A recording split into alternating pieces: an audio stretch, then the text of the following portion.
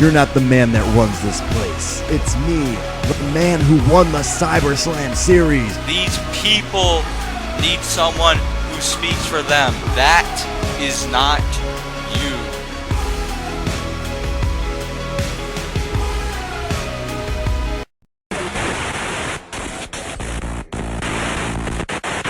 And you see, Reverend Joseph and I, the disciples, we seek power. We seek the very soul of AWF in order to claim the soul of the AWF, in order to spread pain and destruction and the agony that you all so desperately need.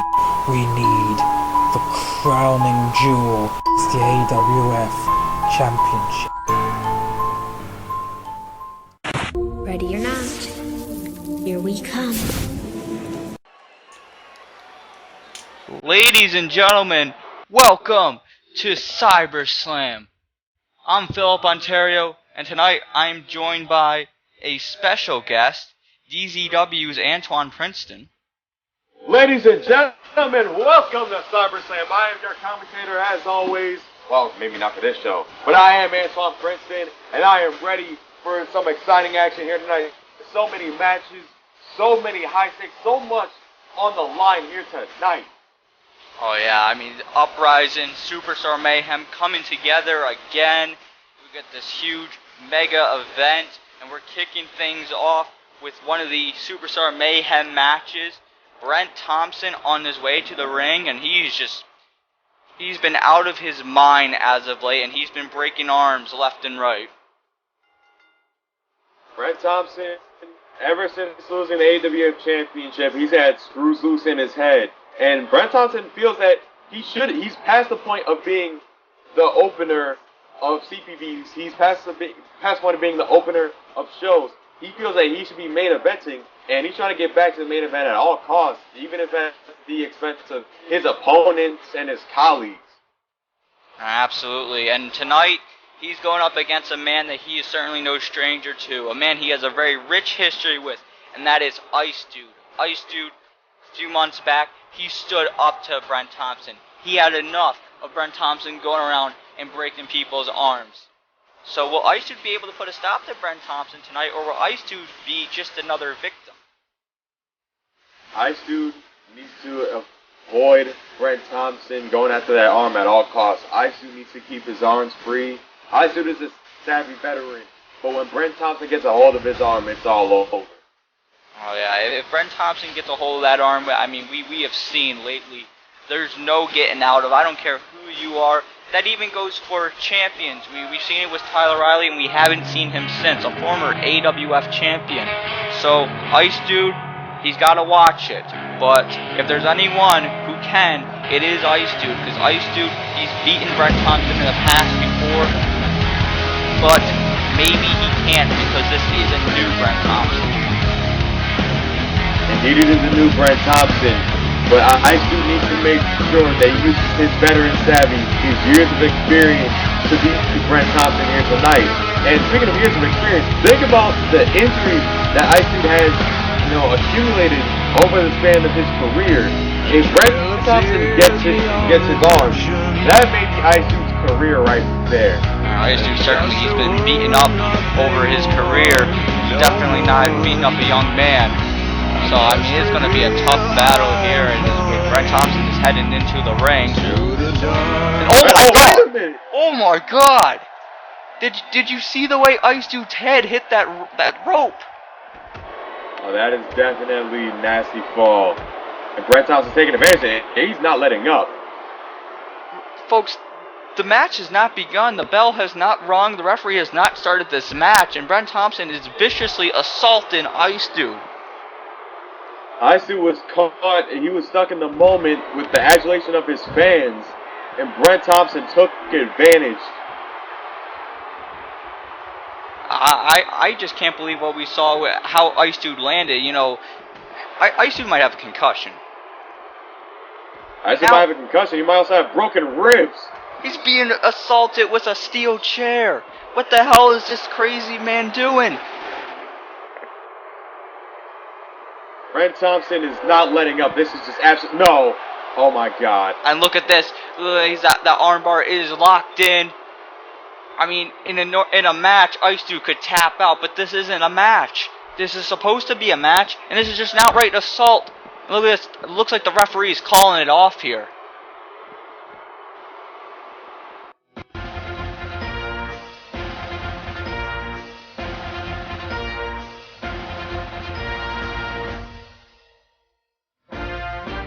When was the last time all wrestling was fun?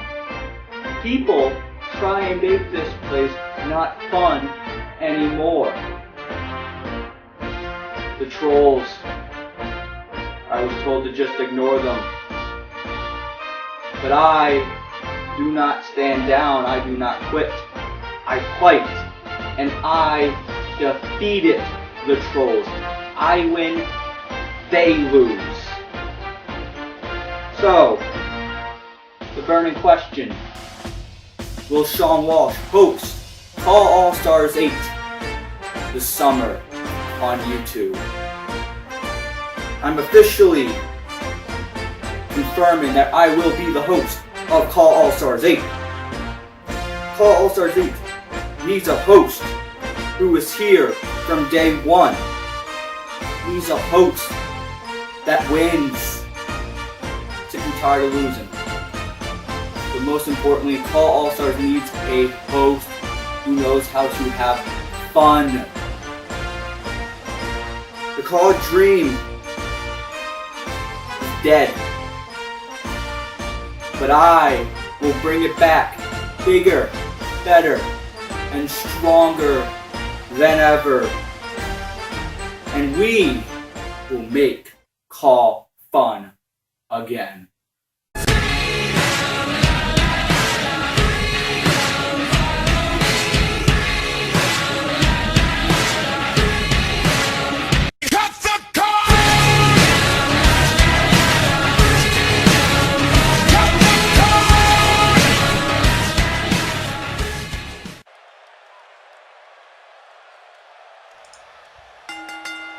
Ladies and gentlemen, welcome back.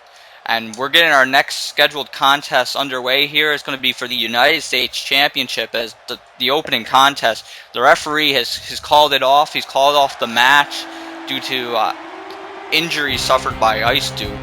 Who knows how severe they are.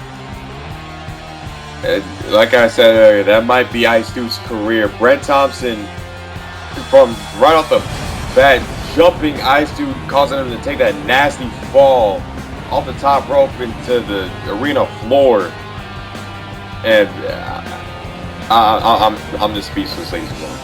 I think a lot of us are speechless, but you know, the show must go on, and we're going to go to the first match on the Uprising side of the card, and this is going to be really interesting because earlier on the pre-show, Brian Stone, as we know, the so-called director of operations of U.S. champion Don Martin, he was given a match. He asked for a match, but the stipulation was that if he had lost his match, he was going to be barred from ringside in this match.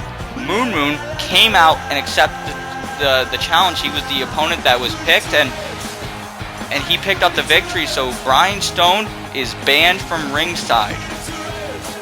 Of all people to lose to, Moon? I mean, he did. In his defense, he didn't know. He didn't know who he was fighting. But in the same time, it's Moon. Yeah. Regardless, though, the U.S. champion can't be a happy man. Definitely not. His backup, his muscle, his backup plan just got thrown right out the window. So Don Martin's gonna have to win this match with skill and ability alone. And I mean, he can do it. We've seen in the past that Don Martin, he can get the job done. Unfortunately, though, we have seen him time after time after time use these dirty tactics, whether it's using Brian Stone to bend the rules and walk out and steal the victory and keep that United States Championship. Don Martin has stacked his deck against Rave from day one. But this time you're going to have to go it alone. And Don Martin does have the ability to pull out the victory here tonight, but it has to crush him knowing that his muscle's not at ringside. He might have had to change all of his plans. I mean, that for all we know, that it is Don Martin, so that could have been his plan to use Brian Stone to his advantage, and now that plan's out the window. So we'll see. And this could this be Rave's night? Could it be, now that this opportunity has come? It's gonna be one-on-one. It's going to be fair. Could Rave finally become the United States champion? It's a major confidence boost for Rave to know that he doesn't have to worry about Brian Stone at ringside and that it's going to be one-on-one. All Rave has to do is focus on beating that man across from him, Don Martin, and as Rave gets a look at what it's all about, the AWF United States Championship, Rave is focused, Rave is determined, and he will do his best to become the United States champion. Referee, he calls for the bell. Here we go. These two rivals are about to meet. And here comes Rave. Oh, right off the bat. Rave now, he's taking it to Don Martin. You know, Rave does not have, I don't think he has a single nice thing to say about the United States champion. Rave, Don Martin's just been a thorn in his side for the past few months. It's just been a roadblock on his way to that United States championship. And I think tonight, not only is he going to try and win that United States championship, but he's going to prove some kind of point and take it to Don Martin. And Don Martin is a skilled competitor. Rave's all-out offense. It may seem good now, but Rave has to avoid running out of gas late in this match because Don Martin will take advantage. Although right now, I don't think Don Martin has a chance. Oh no, I mean, it's very early in the contest, so maybe it's early to judge, but this has been all Rave. Don Martin, he just seems a little bit off step. Don Martin has yet to have room to breathe. Now, and look at this, Don Martin, a kick to the sternum there, and now Don Martin looks like he's going to try and give a little bit of a fight here, trying to get on offense for the first time of this match. And you think that he has to be a little angry about being caught off guard by the challenger. No, I don't think he's the biggest fan of that. What a drop kick right to the knee. It sent Rave down to the ground. And what is this? Oh my God.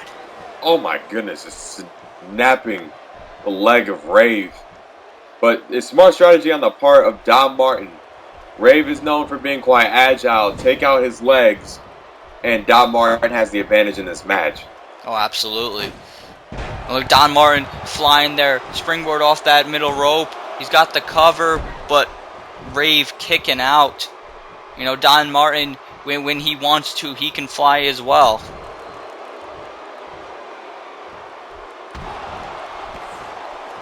Now, Martin throws Rave into the ropes. It's a big Hurricane Rana, and look, the leg is hooked. I'll go for the pin on Rave. Oh, Rave reverses into a pinfall attempt of his own.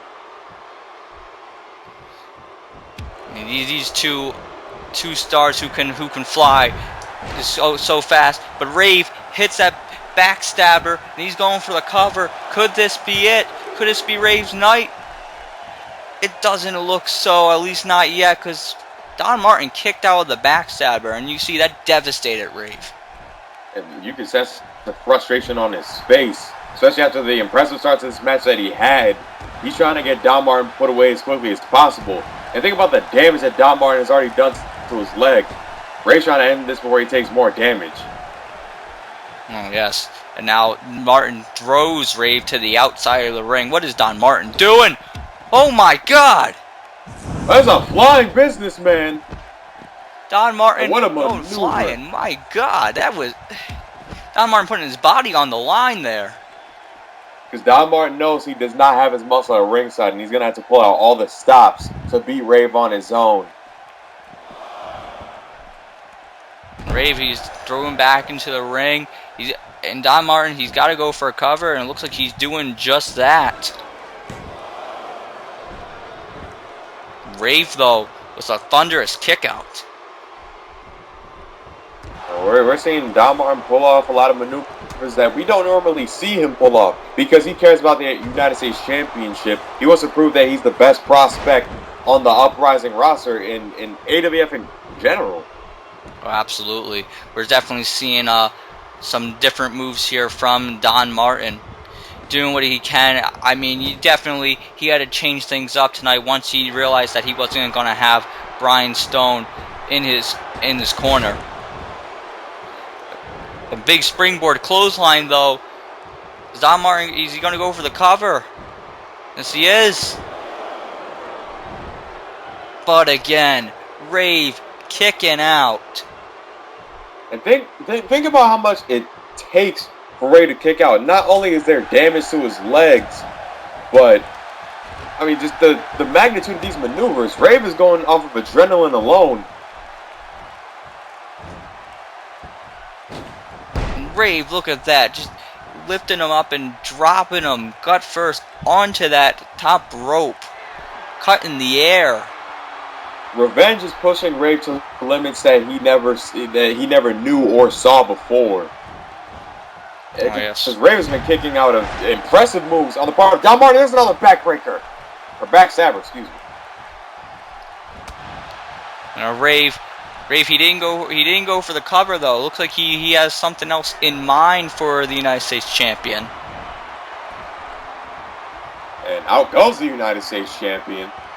Oh, wait a minute. Is Rave looking to fly? Oh my Flying God. Riot Maker! He just flew right through the middle rope, like cannonball, out through the ropes to the outside. Both of these men are showing why they deserve to be the United States champion. Unfortunately, there can only be one. Rave, he's getting Don Martin back into the ring. Now he's got to set him up for something here. He's got to get him in a good position and go for a cover. This could be Rave's match here. This could be Rave's moment.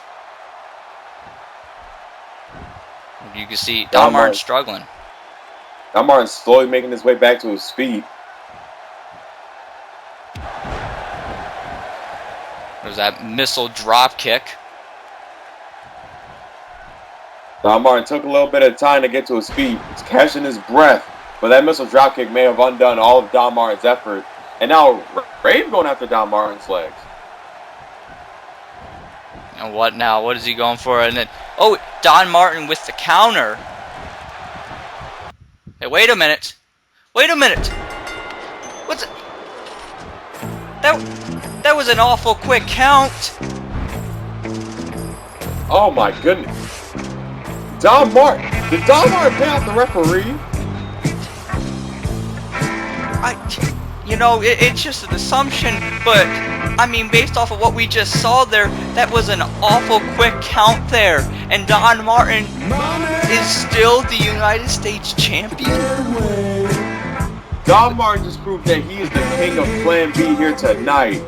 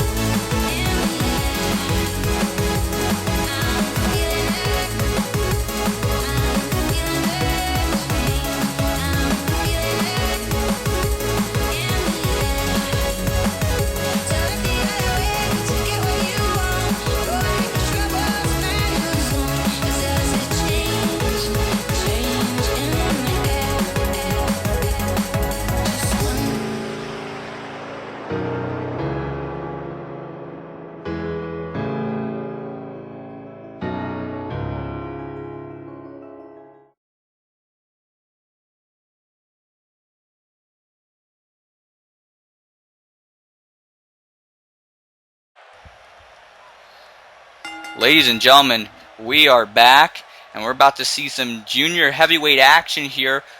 Part of the Superstar Mayhem brand. The Junior Heavyweight Championship is going to be on the line, and this should be a really good one, folks. We saw Don Martin retain his United States Championship earlier. Will Travis have the same success with the Junior Heavyweight Championship here tonight? I mean, I certainly he hopes so. And look at this, Brandon Wolfe. He's got his game face on. Brandon Wolfe, one of the hot up-and-coming prospects in college, looking to add some gold to his resume by taking the championship off of the most impressive junior heavyweight champion in AWF history. Yes. Travis Sparks, he has been junior heavyweight champion since last season's Civil War. He is the longest reigning, current reigning champion in the AWF. So he's been pretty dominant. He's been a force to be reckoned with. But Brandon Wolfe, he certainly had quite the year for him in this last year. So is it time? Is it time for Travis Sparks' reign to come to an end by the hands of Brandon Wolfe, or will Brandon Wolfe just be the next opponent defeated by Travis Sparks? Travis Sparks is arguably mentally insane, but he has never dealt with anything like Brandon Wolfe, and the entrance that Brandon Wolfe was making, quite intimidating, quite crazy to say the least myself. So is Brandon Wolfe going to out-intimidate or out-crazy Travis Sparks in order to become the junior heavyweight champion here tonight? Maybe. I mean, Brandon Wolfe, he realizes what he's getting himself into with Travis Sparks. Like you said, he's insane. He's certainly in his own world out there. So maybe Brandon Wolfe tapping into that side, tapping into a little bit of a different mentality. We're going to find out now if that's just a look or if it's something else that Brandon Wolfe is bringing to the table. Hey everybody, it's awful waffle time! Now we're waiting. Here comes the junior heavyweight champion, Travis Sparks. He's absolutely paranoid, this man. Travis Sparks may be paranoid, but you cannot deny his success, his championship success in AWF. Travis didn't have great luck in AWF for a while, debuting the season prior. You know, kind of fading into the background, was, you know, had himself a nice little spot on the roster. And ever since this change in character, change in personality, Travis has been successful, but at the expense of his sanity. Yeah, he's certainly taken a turn in his sanity, but he's certainly taken a turn in his career. He's extremely successful, one of the most impressive stars, I mean, that the AWF has to offer. So let's not give any doubt to Travis Sparks. I would actually argue that Travis Sparks is the favorite going into this match, as he has been for his past few defenses. Travis Sparks has yet to face anything like Brandon Wolfe. Brandon Wolfe has been climbing up the ranks, not just in AWF, but in college wrestling in general. Could this be the first in what could be a plethora of titles in Brandon Wolfe's career? It very well could be. And Travis Sparks handing the title to the referee. Will he be getting that title back, or is he handing that championship away? Referee holds it up in the air, letting the fans know what's on the line. And look at this. These two, they are determined. They're ready to go. The bell rings. These two are about to meet. Look at this. Brandon Wolfe. Right away with that Luthez press. He's just taking it to Travis Sparks. Brandon Wolfe in straight attack mode on the champion. Let's keep this in mind too. I mean, Brandon Wolfe, he's doing very well right now. But let's not forget that it was Travis Sparks who asked for this match. It wasn't Brandon Wolfe. It wasn't J-Crack. This was Travis Sparks who personally requested for this match. And now he's looking to regret that decision, because we got a flying wolf. This is what I love to see. This is the best part about the junior heavyweight division. All these junior heavyweights flying around the ring. All the way to the outside. Man, Brandon Wolfe, just an incredible athlete. But now he's got, look at, what's he doing? Oh! Oh my goodness. Big clothesline. He leaped off the apron there, but he's got to get Travis back in the ring. He's got to get the champion in the ring. Maybe go for a cover. Travis would love to lose this match via countout or disqualification because that means that he retains the championship. Oh, absolutely. That's that champion's advantage right there. The champion doesn't look so advanced right now, and Wolf's flying. Oh, never mind. Uh-oh, look at this. There's a hurricane, an innovative maneuver there from the top rope.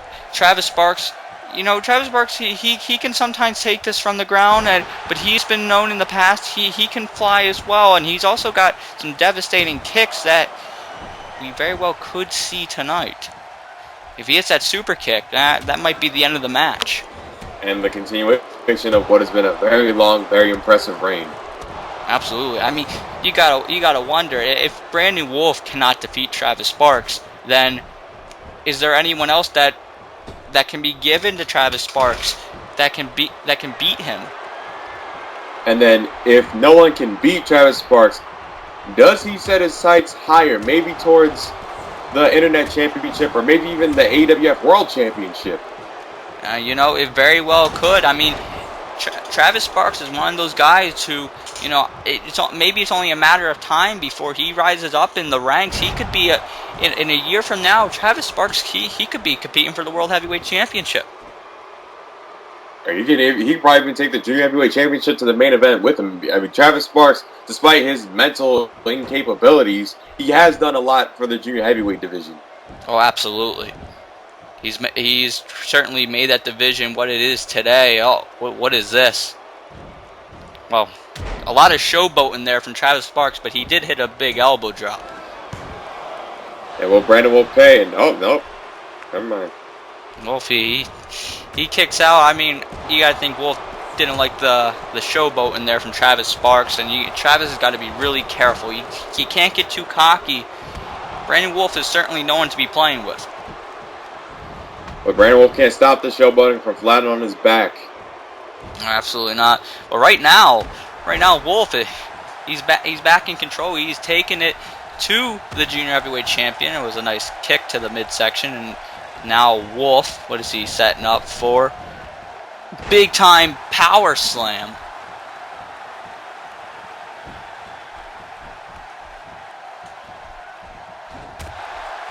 Wolfe just pounding away on Travis. This is Brandon Wolfe's first very high-profile match in AWF. He does not want to end this with a loss. Well, absolutely not. It was a nice rolling elbow, though, there from Travis Sparks. Oh, wait a minute. Wait a minute! He caught him! He caught him with the super kick. Hey, someone, good morning, good afternoon, and good night. And Travis... wait a minute. Did Brandon Wolfe just kicked out? And Brandon Wolfe got out of a very impressive super kick. Those super kicks from Travis Sparks are deadly. Travis Sparks is in disbelief. Normally when he hits a super kick, that's it. The match is over. Wait a minute. Brandon Wolfe was the super kick of his own. And will Travis's move be the...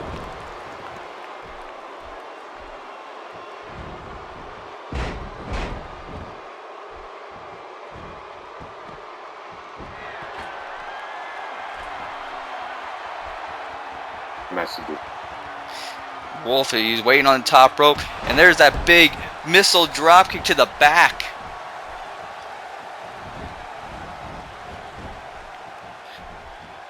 And we obviously see that Brandon Wolfe, he's ready to go. He kicked out of a super kick, and he evened it up, hit a super kick of his own, and now Brandon Wolfe is heading back to the top rope. Oh, look at that. A picture-perfect 450 splash. And can that be Travis Sparks on doing it? Wolfe is fired up. Oh, he's fired up. And look at Travis Sparks. He's trying to get to his... And Wolfe kicking him while he's down.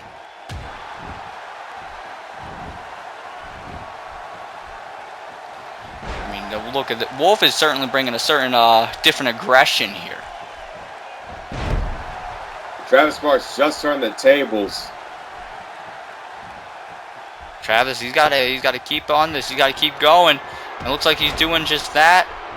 Oh, it's awful waffle time. Oh, never mind. Uh-oh. Brandon Wolfe. What has he got in store here? Oh my God! He hit him with another super kick. Second super kick of the match for Brandon Wolfe, at least. Do we have a super kick counter at home? Oh, wait a minute. There's a Wolfe howl. And Brandon Wolfe just defeated Travis Sparks. Ladies and gentlemen, we just saw the end of the longest junior heavyweight championship reign in AWF history. And the new champion is Brandon Wolfe. Brandon Wolfe defeats Travis Sparks tonight in his first big match here in the AWF. And he is junior heavyweight champion. The match that Travis Sparks requested ended up proving to be his very undoing, as there's a new junior heavyweight champion, a new face of the junior heavyweight division, and you're looking at him. Congratulations, Brandon Wolfe. Why is Video Game Wrestling Network the only network for... It is 3.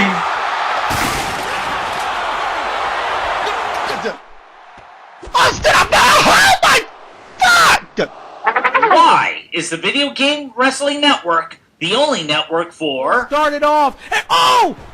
Out of nowhere! Don't fall on the steel. Oh my God! Oh! Superplex!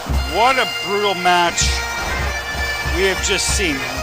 Why is Video Game Wrestling Network the only network for... Daniel Mars. Oh my God! This is gonna happen. BSKO, there it is!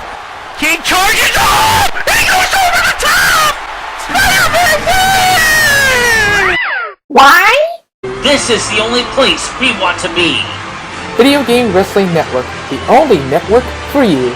Experience the best in CAW wrestling, only on Video Game Wrestling Network.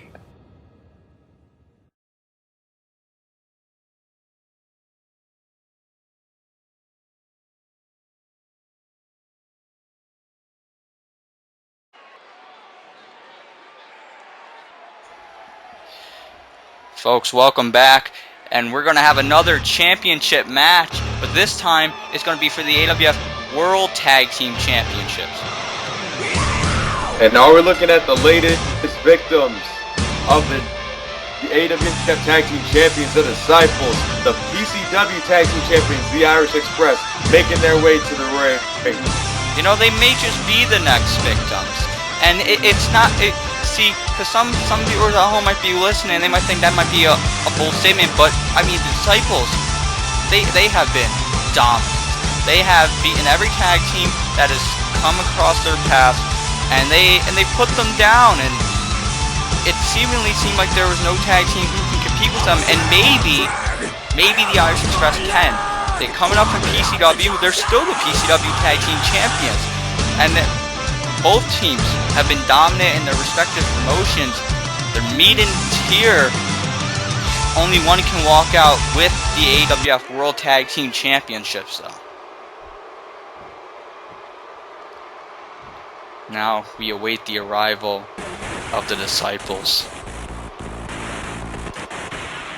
Ready or not, here we Only go. 2 words to describe these men: straight scary. Absolutely. I mean, and when you hear it in their theme song at the very end, ready or not, here we come. And that's exactly how it is with these guys.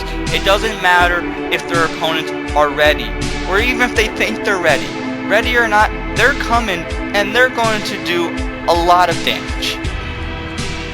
The Disciples have been straight business ever since they were formerly Tim and Cody, and I mean, they had something going for a while, but they needed to reinvent themselves. They needed to revitalize, reinvigorate themselves, and they reinvigorated themselves as possibly the most dominant tag team in AWF history. And they've become just that. And it seems like ever since I believe it was around the last Cyberslam that these guys have joined Reverend Joseph, and they've become the Disciples. And now they're the World Tag Team Champions, and they're meeting with the PCW Tag Team Champions. Let's see how this is going to go. Think about it this way. The Irish Express have nothing to lose. If they win the AWF Tag Team titles, they will be holding both the PCW and AWF Tag Team Championship. That's a lot of gold to be carrying around. It is a lot of gold to be carrying around, but these guys definitely, they want to go in here and they want to walk out with those titles. They want to be the team that defeats the Disciples. Here we go. Referee calls for the bell, and these two teams are about to meet. Disciples, the Irish Express. Starting things off here was Cody Apollos and Connor O'Shea. And Connor O'Shea was going on the offense pretty early, just throwing whatever he could at Cody Apollo, but Cody Apollo's pissed. Very. Look at this, Cody already on the offense here. Connor O'Shea is certainly the smaller competitor. He's certainly not on the good end here on this match, but he's a high flyer. If he can find an opening, and he can get the Disciples, he could certainly shock them. Or if he can get to his tag team partner, Rod Felix, who is a mastodon, he's a huge force of nature. He certainly may be able to take it to the Disciples, but that's if he can get to his partner. Rod Felix, the big bruiser of the Irish Express, but right now his partner is in enemy territory. Oh no. Oh, this is not where you want to be. Oh man. Oh, good night. Well, thanks for coming. That might be the end there. Disciples about to retain the titles, but Rod Felix breaking up the pin. The Disciples are the perfect combination of power and speed, but Rod Felix, he has the advantage in the speed department, but he definitely needs to make that tag to the big bruiser. Connor O'Shea has the speed advantage, but he definitely needs to make the tag to the big bruiser, Rod Felix. Oh, absolutely. He needs to make a tag, and he needs to make it quick. He has not looked well in this match. He seems like he's been playing defense this whole match. And there it is. There's that tag that he needs. The big bruiser, Rod Felix. I'm gonna call him the big bruiser. Can we get that on a nickname plate? I think we could let the right people know, and we can get that going. Okay, I'd like credit every time it's used, by the way. Oh, credit. I don't know about that, but Rod Felix. Fair enough. He should definitely take credit for that big suplex. Now,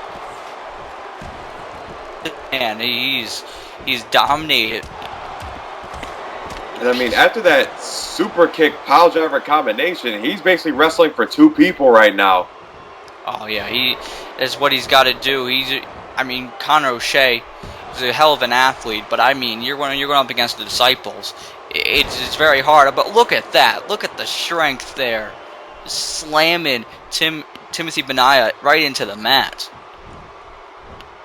And that Uranagi's followed by a belly-to-belly suplex from Rod Felix. Is Rod Felix going to be able to do it here? Is he going to get the Disciples in a position where he can go for a cover, where he can get the 3, where the Irish Express could walk out of here with not just the PCW Tag Team titles, but the AWF World Tag Team titles? The Disciples are in a must-win situation. But it doesn't look like they're going to win right now to that gutbuster. Oh, look at this. Rod Felix to cover. The leg is hooked, but Timothy Benaya, he kicks out. And in a normal situation, that might be the end of the match there, but not against the Disciples. The Disciples are not normal whatsoever. They are supernatural forces of nature. And the tag is being made to Connor O'Shea. It looks like he's well enough to re-enter this match. He's fighting. He realizes, maybe he has a little bit of a chance here since his partner, Rod Felix, was able to take it to the Timothy Benaia there. He's trying to put on showcase some of his high flying ability there. As he's in the corner, what is he doing now? He's heading up to the top rope. Conor gonna fly, and oh my god, what a drop kick! One hell of a drop kick. Conor's gotta go for the cover though. He doesn't go for the cover. What? Uh-oh. Now running knee right to the face, and just like that, Disciples back on the offense. Look at this. Benaia just calling him. He's just saying, come on, get up. Rod Felix in the corner cheering his partner on. But the Disciples have cut off the ring. Well, I mean, now Timothy is standing on the other side, and now he's standing on the correct side. But the ring is cut off for Conor O'Shea. There's a DDT. Oh, man. And now he could pin him right there. It might be the end. But now he's not going for the cover. And Conor O'Shea right back in enemy territory. We've seen this move before. Disciple death drop. And usually right after that, that's it. There goes Rod Felix. Oh, here's the cover. The leg is done hooked. And done. And the Disciples walk out of here still the tag team champions. They defeat their latest victims. The Disciples ever dominant. They just dominated the PCW tag team champions. Rod Felix got in there. He did his business. He did what he had to do. But at the end of the day, that Disciple death drop will destroy any and everybody. And we're seeing the result of that right here, as the Disciples are still the tag team champions. Disciples pick up the win tonight. Is this a sign of what's to come tonight with Texas Black Action and Syntax in the AWF Championship match tonight?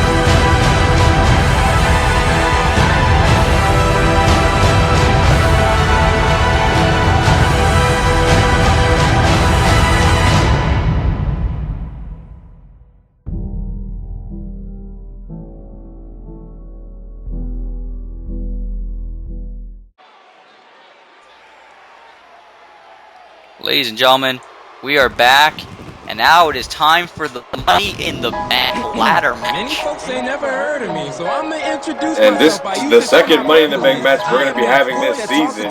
Yes. J-Mon, the initial Money in the Bank winner, unfortunately started to turn out to look for JMI as he got decimated by Danny Hardy. But a new Money in the Bank must be crowned, and can it be this man? Maybe. I mean, AJ Young, he's certainly been truly impressive as he comes to the ring with that Call All-Stars Championship. He's been looking to get the AWF Championship. He even said on the AWF Reaction podcast that that's been the one thing that's been escaping him, is that AWF Championship. he wins tonight, he's just one step away. I mean, AJ Young has made an impressive resume for himself in Call Wrestling. Two-time Call Stars champion, current COH Pride champion, former tag team champion. Speaking of, I don't think he's too happy about losing the AWF tag team titles to the Maverick brothers. Oh no, certainly not at all. Didn't seem too happy about that on the Reaction podcast. And here we go. Here comes Kevin Kash. Both of these competitors representing the Superstar Mayhem brand, as the Money in the Bank ladder matches bring in both Uprising and Superstar Mayhem competitors. They're both going to be competing in this match. 3 from Uprising, 3 from Superstar Mayhem. It's not just about who walks out Money in the Bank, it's about brand supremacy. Kevin Kash, he's someone who, he's a veteran here in Call Wrestling. He came back to AWF last year, and he's been looking to get the World Championship. And if he can win Money in the Bank, he can do just that. Speaking of someone who came back as a veteran, you can say that same thing to describe this man, Mason Kronik. With Mason Kronik and Kevin Kash, they do have the veterans advantage in this match, but they're still walking into the unknown with 4 other competitors, excuse me, 5 other competitors if we're speaking individually. But can Mason Kronik use his veteran savvy, his experience, to win AWF Money in the Bank? If you ask Mason Kronik, he probably thinks so. I mean, he's done pretty well for himself since returning. He spent 5 years over in Japan, and now he's back here in the AWF. He's been impressive thus far. And here comes a man who might be, the wild card. Not too many people may be thinking about Jack Maximus, but he's certainly, since reappearing on Uprising, qualifying for Money in the Bank, he could be a dark horse. Don't count out Jack Maximus. And think about it, Jack Maximus has a hidden advantage. He's seen as the smallest threat in this match. He's seen as someone who isn't going to do too many big things, but Jack Maximus could very well surprise everybody. Absolutely. I mean, if you look away and you think that he's a non-factor and you focus on everybody else, Jack Maximus, he could sneak up there and he could win this match. Or it could be this man, the only man in this match who was a previous holder of the Money in the Bank briefcase. Big Dwayne, former tag team champion, former AWF champion, and unfortunately, since winning Money in the Bank and becoming AWF champion, Big Dwayne's been on kind of a slump. But can he win Money in the Bank, become the first ever 2-time Money in the Bank, and get himself another AWF championship? If anyone can, it's him. I mean, we said it. He's former Mr. Money in the Bank. At the very least, he goes into this match and he can say, you know what? I know I can do it. So maybe he does just that, and maybe he gets back into the AWF Championship hunt. Or maybe it's the man who's about to come to the ring right now, who has certainly, since Glory Days, just shown a complete different attitude, a different look on life, and ever since then, Ian Morgan has been a superstar to be talked about. Ian Morgan thus far has been the favorite to win this match. Will he prove everybody's predictions right? Or could we be seeing Big Dwayne using his Money in the Bank experience to win this match? Or could we be seeing AJ Young and Jack Maximus using their desire to ascend the ranks to their advantage? So many motives to win, so many possibilities for all 6 of these competitors. Certainly, everyone, they have something to bring to the table, but only one in the Money in the Bank. And like you did say though, Ian Morgan, he might be the odds-on favorite to win this match. He's just been so dominant in this last year. It raises the question: if he's been so dominant, what's gonna stop him now? And you gotta think that's what he's thinking. And then also that he has the Devil's Advocate in his back pocket. Could we be seeing the Devil's Advocates making their appearance in this match to ensure that their guy Ian Morgan wins? And if the Money in the Bank briefcase goes to the Devil's Advocates camp, there may be a scary future for AWF. Absolutely, it could be. And here we go. All 6 of these competitors, they're going at it here. AJ already to the outside. Big Dwayne fighting AJ on the outside. And Ian Morgan, it's a back body drop to Jack Maximus. And Mason Kronik has already got a steel chair. And Big Dwayne was going right to the steel sets before AJ Young derailed him. Oh, and Ian Morgan pushing that chair away, not going to get hit by a steel chair by Mason Kronik. And let's just point out, folks, let's point out the obvious. These Money in the Bank ladder matches, they're going to be very hard to call. Like, 'cause look at people like AJ Young who are flying around the ring, and now he's getting beaten by with a steel chair by Ian Morgan. It's going to be hard to call out. That steel chair is going to be a cheat code to success in this match.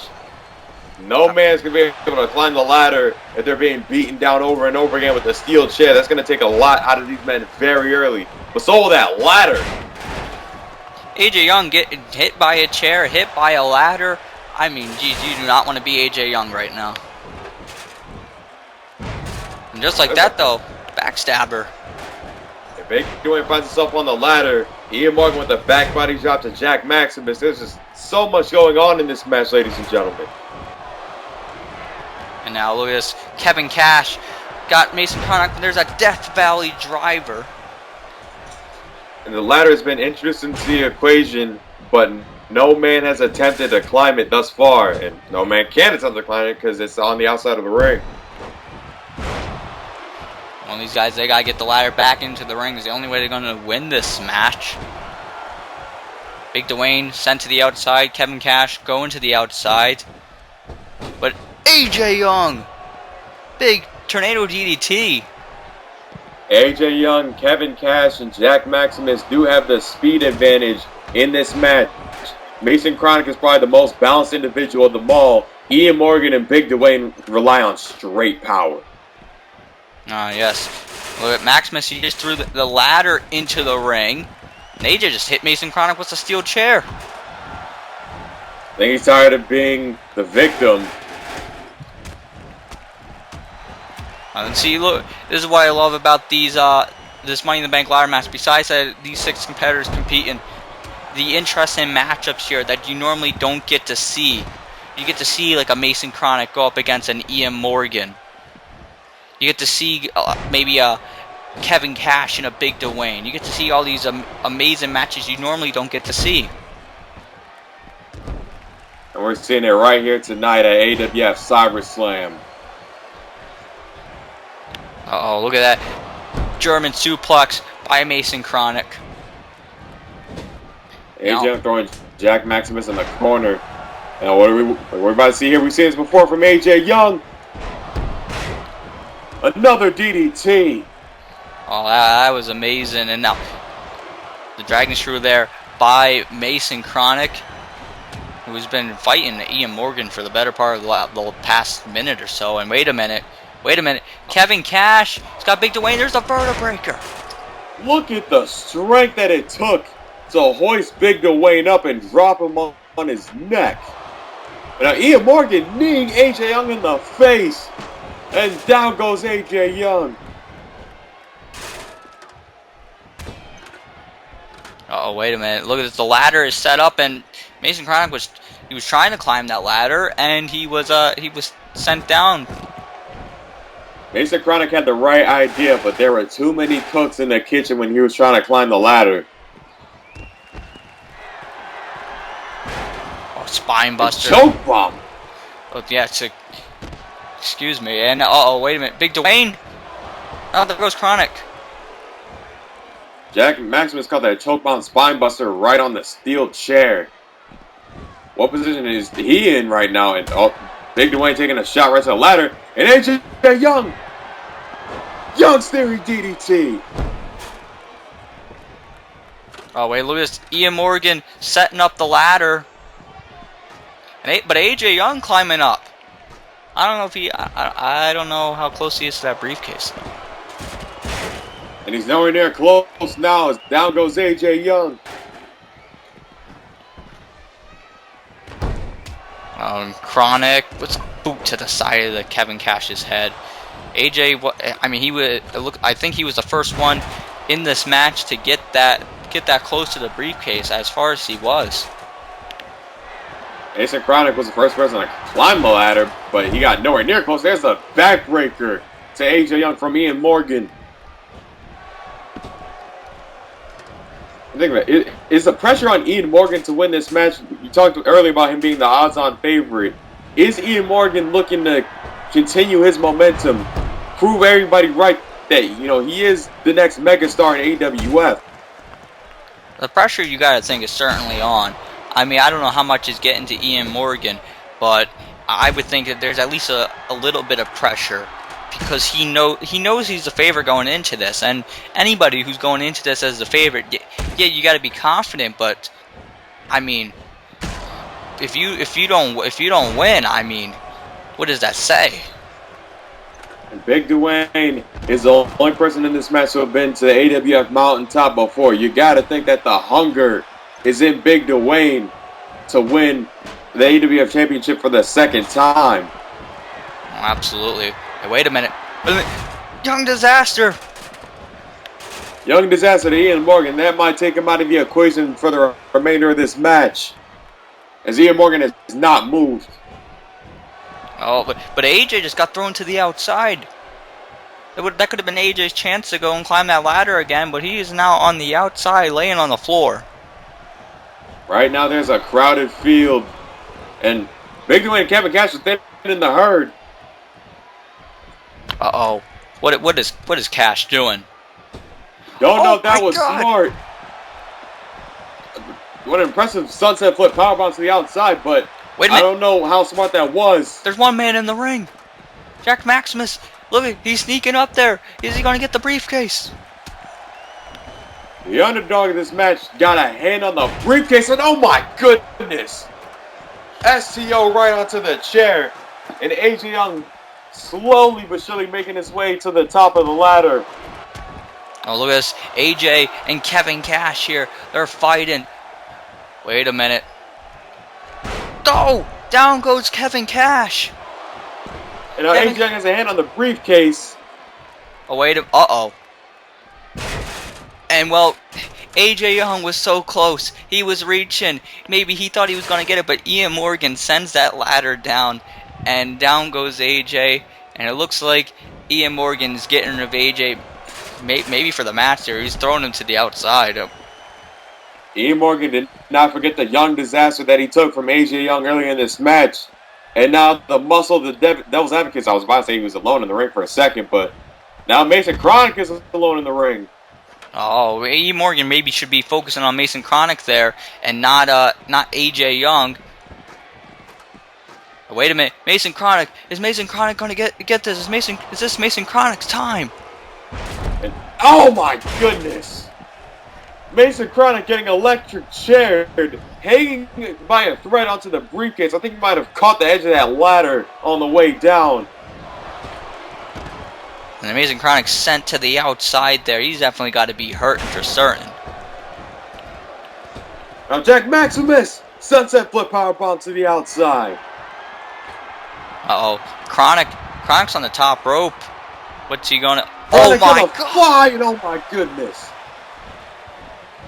I think it might have been a little bit of teamwork for Ian Morgan. He's about to deadlift AJ Young. Mason Kronik connecting with an elbow drop. That ladder is set up again. It's in the center of the ring. Jack Maximus climbing the ladder. Is the underdog gonna realize his dream and become AWF Money in the Bank? He raked the eyes. Oh, down goes Maximus. And AJ Young is a full grip. And AJ Young, you got it. AJ Young is Mr. Money in the Bank. And every competitor in this match just realized what just happened. Everyone was focused on what they were doing. They didn't realize that AJ was up there. AJ knocked down Maximus, and then he just pulled down the briefcase. AJ Young is Mr. Money in the Bank. Could this be the gateway to AJ Young obtaining what has eluded him his entire AWF career? Could we be looking at the next AWF champion?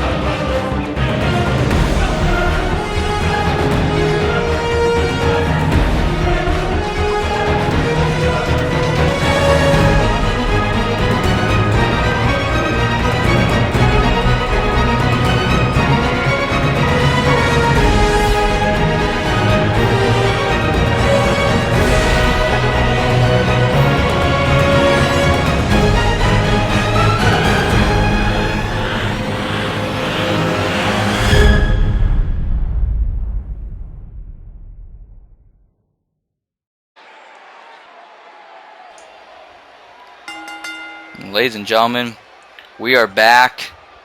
AJ Young is Money in the Bank, but for now we're going to another championship match here tonight. This time for Uprising's Extreme Championship. Ladies and gentlemen, we may have a bloodbath on our hands. Oh, absolutely. I mean, these two monsters, these two destructive force of natures, Brock Manson and the Punisher, Fisk. I mean, you know, it's bad enough when you go up against one of these men and then you put both of them in the same ring against each other with no rules, might I add. No rules, no restrictions. It's all for the AWF Hardcore Championship, but it's a lot more personal than just championships. Brock Manson and Fisk teamed up to take on the Disciples on an episode of Uprising.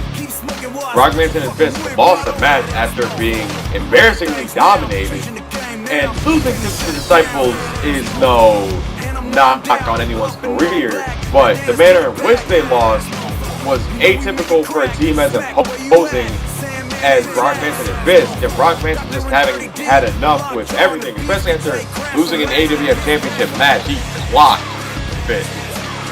Oh yeah, he shocked the world.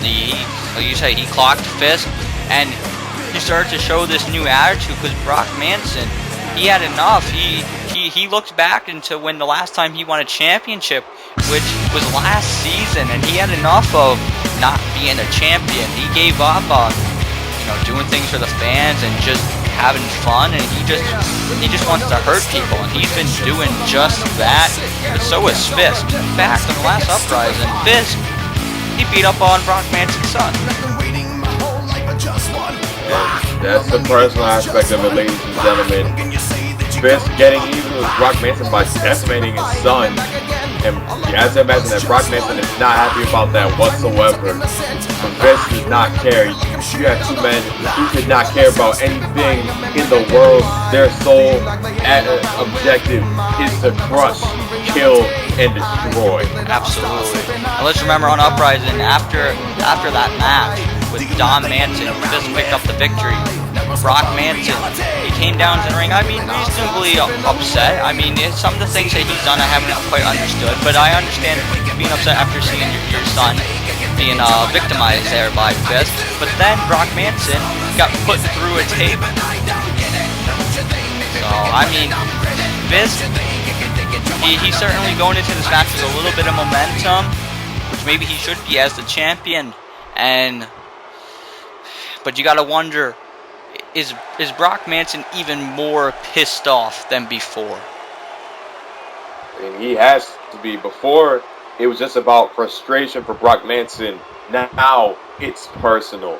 And ladies and gentlemen, let me just say in advance, if you have young viewers that are squeamish or wherever the case is, please pause the program, do whatever you have to do, tuck your kids in, because this is going to be a bloodbath. You're not going to see technical wrestling. You're not going to see sportsmanship. You are going to see total maximum carnage. Absolutely. Look, these two, they're eager. They're ready to go. They're waiting for that bell. And here we go.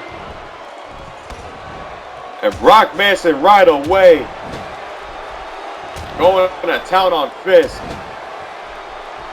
Brock Manson, oh, but Fisk now throws Manson in the corner. Now Fisk is taking it to Manson. This is back and forth for these guys. Both these men pressing the gas pedal from the beginning of this match. Like I said, no technical wrestling, no grappling, no rest holds. It is just going to be, simply put, a fight. And look, these guys are already on the outside of the ring, and notice the referee going to the outside. Like we said, there's no rules, no disqualifications, no countouts. Falls count anywhere. Ladies and gentlemen, to be honest, I could not see them fighting for any other championship against each other in the Hardcore Championship. Both of these men embody what the Hardcore division is about. What the Hardcore division, it's like I said earlier, it's more than just championships. It's more than just about who walks out Hardcore Champion. Oh my goodness, what a candlestick shot to Brock Manson. Oh, yeah, it's something else. These guys bring something different to the table. They bring in a level of extremeness here. Now, Fisk, he's bringing that kendo stick, which is, of course, legal in these Extreme Championship matches. And now Fisk going back under the ring, looking for another weapon of choice. And he picked a steel chair. Fisk is just going to town on Brock Manson. Oh, what is it? Oh my God. German suplex on the floor. Brock Manson may regret the day he chose to mess with Fisk, and there's a choke slam. The choke slam is Fisk. Fisk going for the cover. 1, 2. Not enough though. You know, Fisk, he's walking into this. He's the first ever Extreme Champion. So it starts with him. So is he going to walk out here? Is he going to keep that championship, or is Brock Manson going to defeat the inaugural champion? Oh, jeez. The way it's looking right now, I don't think Brock Manson is going to be walking out, period, let alone with the AWF Extreme Championship. Fisk, well, I think he had intentions to use that table. Oh my God! Looks like he hit head first off the announce table. Oh no, Brock Manson! Look at the strength. He just a military press to the Punisher. When have you ever seen Fisk lift it? When have you seen him pressed like that? Brock Manson is an extraordinary type of athlete. He's a rare breed of athlete. He's a former champion in his own right, and I mean, he was with the Revolution for a while, broke out on his own, and right now he's trying to get some of that luster back, some of that fire back by becoming the AWF Extreme champion. Champion. It was a backbreaker. I thought for a second there he was going for the Manson Slam, but he hit a backbreaker. Now you gotta wonder what is Sandman got in mind here. He's right out here in front of the Spanish announce table. And think about what wonders it could do for Fisk to beat Brock Manson here tonight. He would be beating a former champion. Well, Fisk is just busted open there though. I think that might have took a little bit more out of Fisk or Brock Manson than it did Fisk. Uh-oh, it looks like that the blood motivated Fisk. Oh no. Uh-oh. Brock Manson in trouble. Either of these men all there mentally, but Fisk! Oh my God! Into the darkness, right through the table. And Fisk going for a cover. One, two. And what? What did we just see?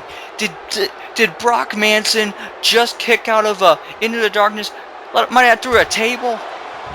And Brock Manson is still having the energy to fight back, and oh my god! Well, Brock Manson is going to defeat the Punisher here, and no! Fisk kicking out at 1, and Brock Manson is in disbelief. These two big men, these monsters, they're throwing everything they have at each other. And they're still going at it. The damage that Brock Manson and Fisk are doing to not only themselves, but each other. And they, oh my god! Fisk was already thrown into the steel post, and then he got super kicked. Yes, you're hearing this correctly. Super kicked by Brock Manson. Ladies and gentlemen, that is Concussion City. He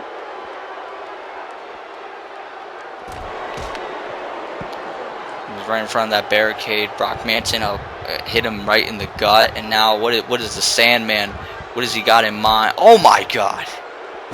I was just saying, with the damage that these men are doing to themselves, each other, and the arena, I do not expect for AWF to be welcomed back to Las Vegas anytime soon. Maybe not. Maybe not after this one. Look at that. The one-arm clothesline there. Oh, man. I mean, these guys were only briefly in the ring for the beginning moments of this match. Just now returning to the ring. The carnage that they laid on the outside, all throughout the arena. Now, what else is what has Brock Manson got in mind? He's picking up Fisk and just pulling him across the rope. Oh my god. Just dropping him right on his face. Brock Manson is right at home in the Extreme Division. Although Brock Manson is not known or not considered hardcore, Brock Manson has found himself right at home in this match. Oh yes, Brock Manson, I mean, he just seems to be a natural. But so does Fisk. And Fisk has been an AWF Extreme Champion for a long time, not... Oh, wait a minute! Uh-oh, there it is. He just caught, there's a choke slam. Fisk, maybe he should have went for the cover there. Certainly, I guess he has something else in mind. I would have gone for the cover, but I mean, I'm not the Extreme Champion. Fisk is fueled by vengeance and nothing more. What is he doing? Oh my god! Both men taking nasty spills. Fisk spearing Brock Manson right onto the chair. Right on out to the floor. Fisk, I've never seen Fisk do that before. Desperate men do desperate things in the name of success, in the name of glory, but specifically for this match, in the name of vengeance. Ah, yes. Now, Fisk, I mean, he's got to capitalize here. You got to think he caught Brock Manson off guard, and he definitely put a lot of damage on the Sandman. And think about it this way. Fisk has been Extreme Champion for quite a while. The damage that a champion takes when holding that championship is unlike any other. Could Fisk be battle weary?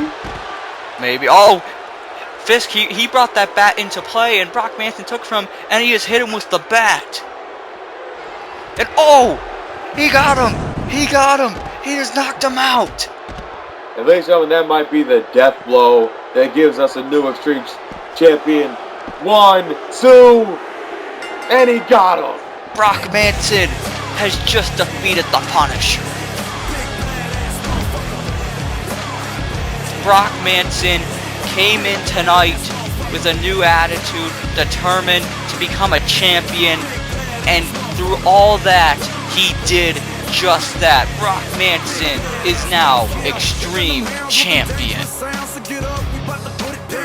That championship is going to be very difficult to take away.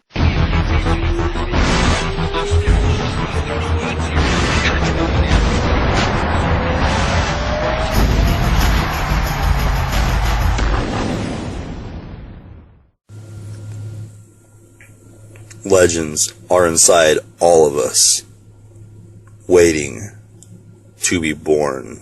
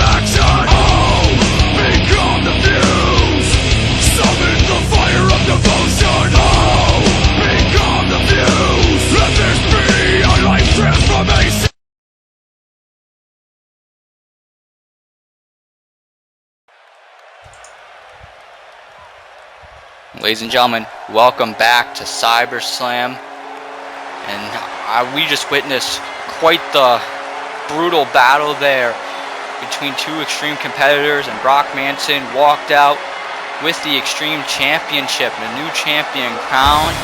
And this one's not about championships, but I don't know how this looks for this man, Danny Hardy.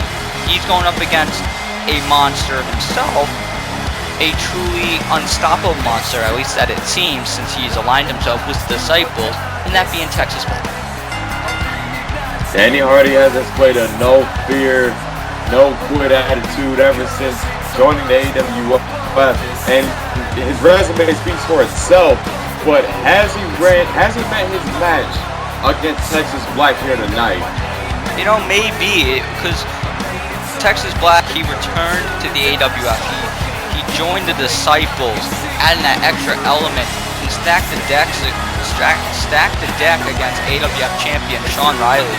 But then Danny Hardy came to help out Shawn Riley, and Danny Hardy said he knows he put himself onto the danger list for the Disciples, and he doesn't care. He went out there and he helped Shawn Riley, and now he's got himself a match with Texas Black.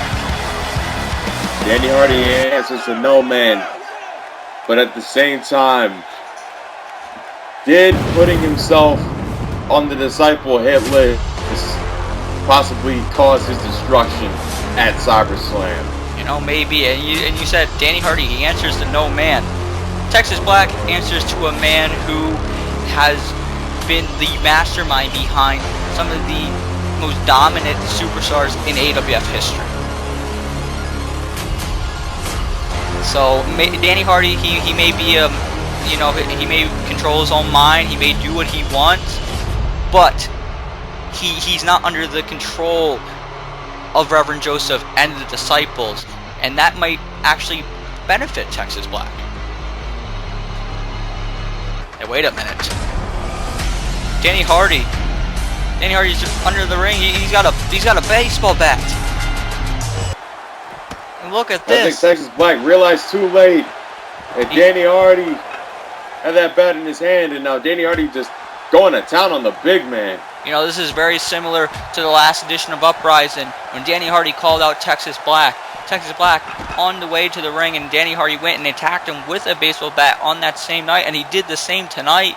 But right now, Texas Black, he might have been hitting with a bat, but now he is taking it to Danny Hardy. You'd think that Texas Black would have learned his lesson, maybe not to trust Danny Hardy. When it comes to Danny Hardy, expect everything. And Danny Hardy knows that maybe fighting Texas, having a battle of strength with Texas Black probably isn't the smartest idea. So using that bat was definitely a good equalizer on the part of Danny Hardy. That was a big boot. Now Texas Black in control here. And this could only be bad. I know Danny Hardy, he's very popular, very loved by the AWF fans. So this might be a tough one to watch. Danny Hardy, and more often than not, is usually on the winning end of things. But tonight, it just might not be his night. And it's not me talking against Danny Hardy, it's just me being honest. There's nothing wrong with a little bit of honesty. We talked about the last match being a bloodbath, or being a potential bloodbath. And we could be seeing the same thing here tonight as Texas Black just clocks Danny Hardy with that chair. With Danny Hardy, he's fighting back. One thing you say about him, no matter what Texas Black does, he won't give up.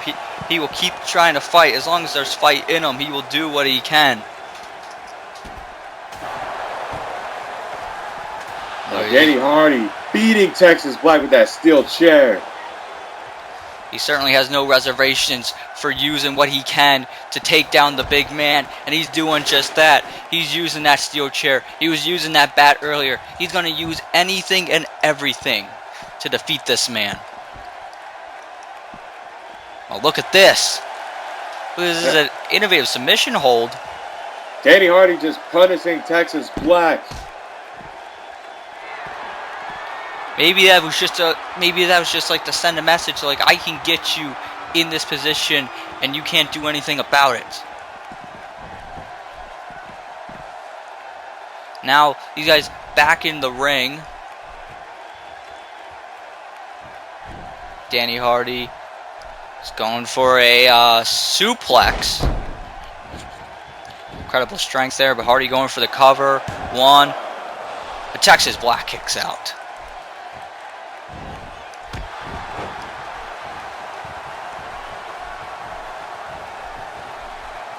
Can the Disciples go 2-0 tonight? We already saw the Disciples retain the tag titles. And with the win for Texas Black, it would do the Disciples a lot of good, especially going into the AWF Championship match between Sean Riley and Steven Syntax. Absolutely. And that is the question. The Disciples, could they have a dominant night tonight? Could their dominance continue with Texas Black? It certainly would favor Syntax going into that match with a bit of a momentum. And it's certainly, you know, the odds are looking up for the Disciples. But again, we're not going to count out Danny Hardy, but maybe we should, because he's on the receiving end of a choke slam. There's one, but no. Danny Hardy kicked out.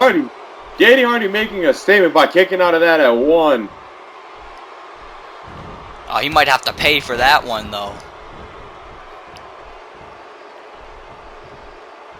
You know Texas Black doesn't like that one bit.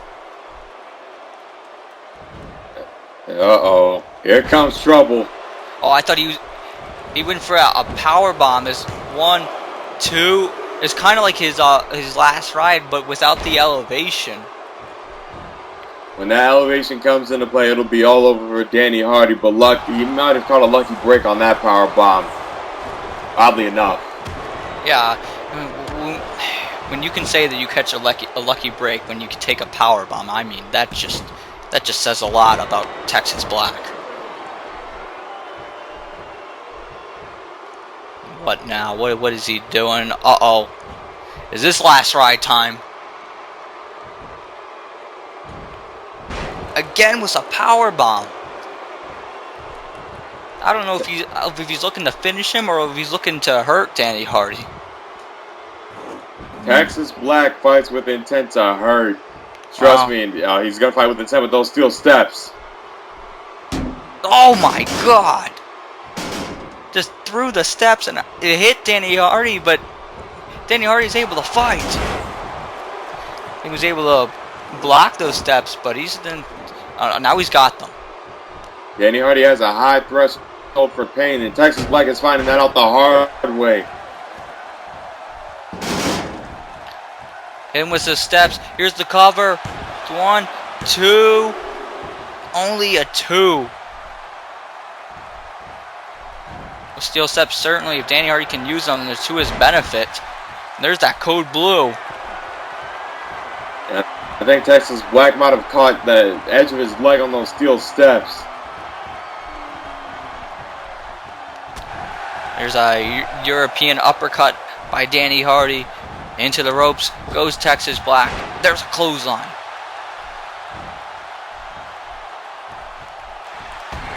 Well, what's Danny Hardy doing? He's got... Oh!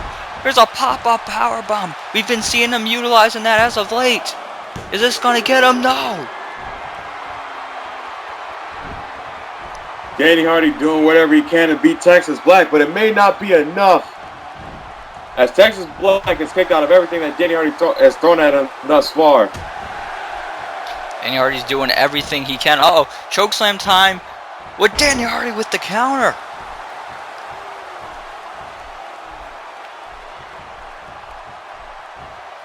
And what now? What's he got in store for the monster?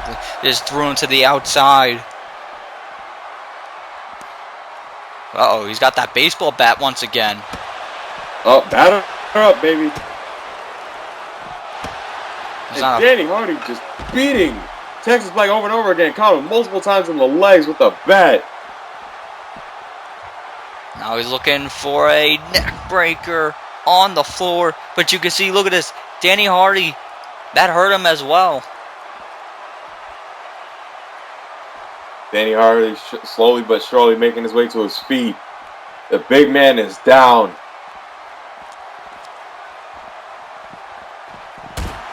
Oh my God, Texas Black thrown right into the edge of that ring apron. Danny Hardy using his environment to his advantage.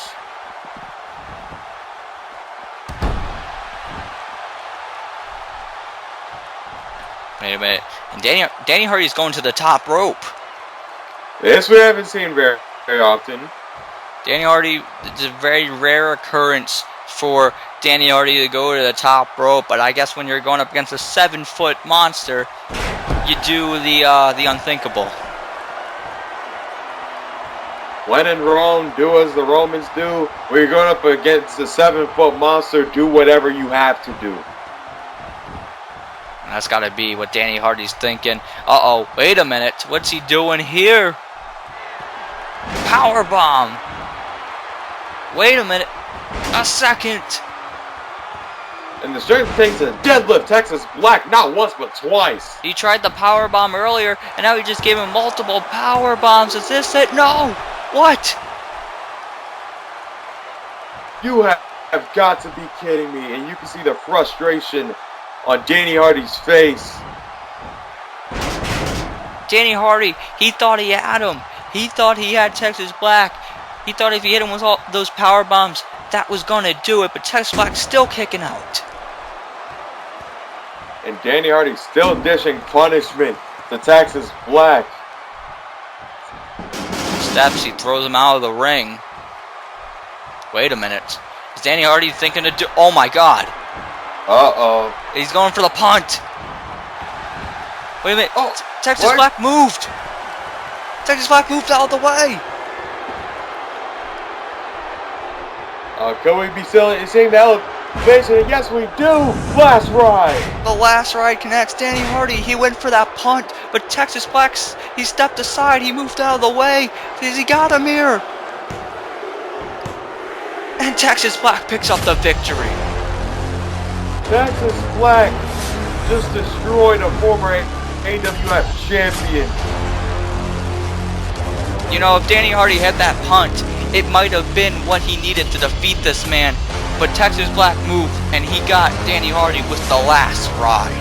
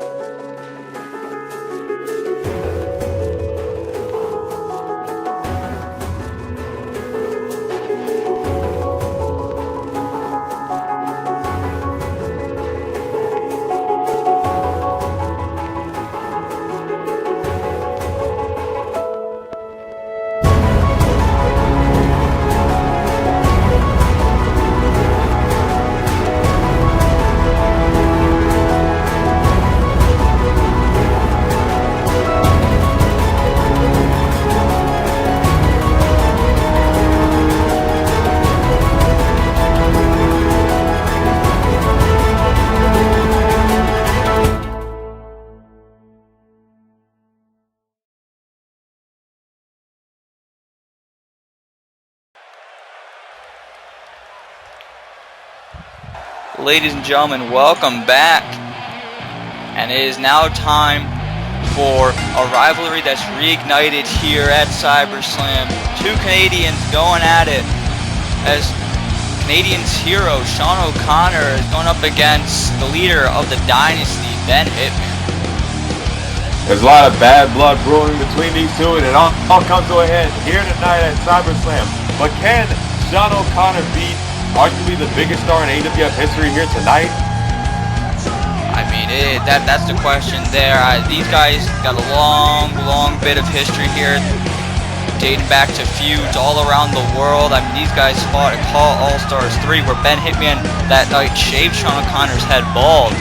I mean, these guys got, like I said, a ton of history, but that history that came up again in the last few months on Superstar Mayhem, when you could argue that Shawn O'Connor cost Ben Hitman the World Heavyweight Championship, but in Shawn O'Connor's defense, you know, Ben Hitman did cost Shawn O'Connor a match earlier that night in a Money in the Bank qualifying match with AJ Young, which we now know certainly worked out for AJ.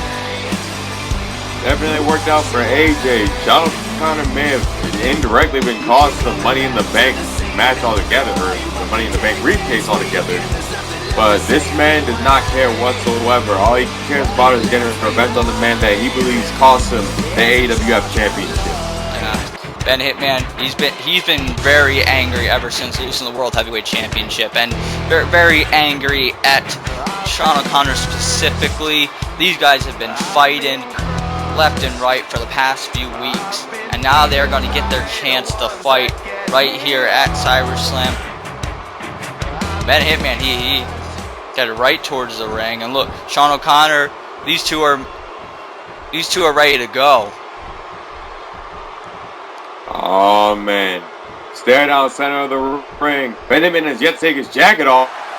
And look at this, Shawn O'Connor, he got him in an abdominal stretch just to show Ben Hitman that he can catch him at any moment. Now the bell's officially rung, and these two are going at it. Shawn O'Connor catching Ben Hitman off guard. There's an impressive dropkick.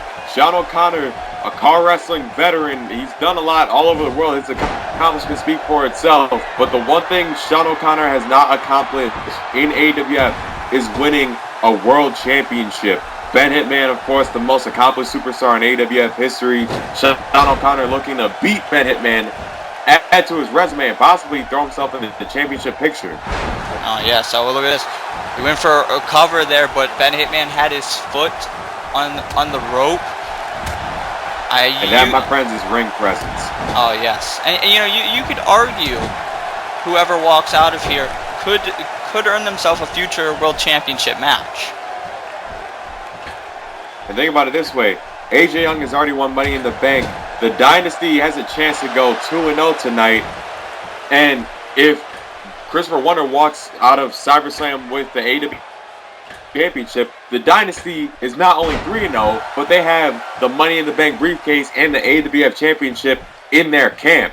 That guarantees championship supremacy for the Dynasty. Oh yes, I mean that would back up what they've been saying for months, that they want to keep the championship in the Dynasty. But that's if Christopher Wonder ends up winning the World Heavyweight Championship tonight, and that also if Ben Hitman can pick up the victory tonight to keep the momentum going for the Dynasty. Ben Hitman stopping away at Shawn O'Connor. Ben Hitman just beating Shawn O'Connor into the corner. Now Hitman, Irish Whip. There's again Hitman on the attack here. And he threw Shawn O'Connor, and oh my God, big triangle drop kick. Shawn O'Connor hit Ben Hitman with a drop kick earlier. Ben Hitman topped it, knocking Shawn O'Connor to the outside. Now the referee counting away. Oh my God! Ben Hitman sacrificing his body there with that huge suicide dive. Ben Hitman has been known for sacrificing his body, his heart, his soul, his sweat, his blood for the sake of his career. And he wants to take Shawn O'Connor's career away. He has a sleeper hold on the outside. The ref can't do anything. He can't do anything about it. He's trying to choke him out on the outside. I mean, he can't get the submission victory there, but if he chokes him out, if he can just throw him in the ring and just pin him. Can't kick out when you're passed out. Now, Shawn O'Connor, he's getting to his feet. Ben Hitman awaits him, and uh-oh, he's in the crossface. Ben Hitman, quite possibly the greatest technical wrestler in AWF or in Call Wrestling today. Shawn O'Connor crawling to the ropes, and he got it. He got the rope break. He needed to get that rope break. And oh, a big elbow by Shawn O'Connor, and there's the Pele kick. Shawn O'Connor, athletic, and he's showing that here tonight. Neck breaker.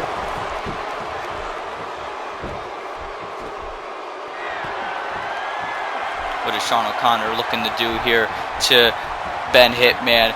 Oh my God, the kick of sex. Good Lord, the rotation in that kick. And Ben Hitman, it may be all over. Does he got no? Ben Hitman kicking out. Shawn O'Connor, the CCWO heavyweight champion, thought he had him there. Thought he had the victory. But Ben Hitman kicking out. Shawn O'Connor's put men away with that kick of sex in the past, but not tonight. At the same time, Ben Hitman is no normal man. Shawn O'Connor's going to have to do a lot more than even a kick of sex if he wants to walk out with the victory here tonight. But that Swan Top Arm is a good start. Yeah, it definitely is a good start. And Shawn O'Connor heading back to the top rope. And what now? Oh my God! Oh my goodness! Shawn O'Connor is one of the most athletic men I've ever seen compete in a Call Wrestling ring, and he's showing that tonight. He might be. He's showing that right now. He might be just showing off here. You cannot afford to show off against Ben Hitman. Ben Hitman is too experienced. He's seen it all. He's done it all. Shawn O'Connor cannot afford to showboat. You see, that's the biggest detriment to Shawn O'Connor. You know, he's very good at what he does, and he has a portion of the Call Wrestling fans on his side, but he can be cocky, he can be arrogant, and sometimes that can lead to downfall for him. Looks Ben like Hitman capitalizing. Ben Hitman capitalizing on that showboating with the DDT. Nice belly back suplex. And oh my God, stomping! He stomped on the face of Shawn O'Connor, just showing the absolute hatred that he shows for this man. Ben Hitman is doing everything tonight with intent to hurt. as he's proven with those 3 German suplexes, and Shawn O'Connor looks dazed. Shawn O'Connor may be down and out. Oh, look at that. Look at that. Shawn O'Connor, he got his arm on the bottom rope. Ben Hitman didn't even notice it initially. Ring awareness on the part of Shawn O'Connor. But the way it's looking now, ring awareness can only save Shawn O'Connor so many times because Ben Hitman is still on the offense. Now, Shawn O'Connor, he's shown an incredible ring awareness here tonight, but I think that just continues to anger Ben Hitman.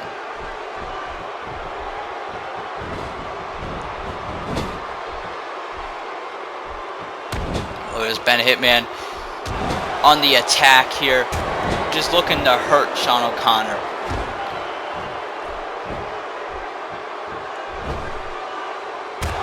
Oh, big leg drop to the back of the head as Shawn O'Connor was guillotined on that bottom rope. Now Ben Hitman, he might be looking to go to the top, and he declines to.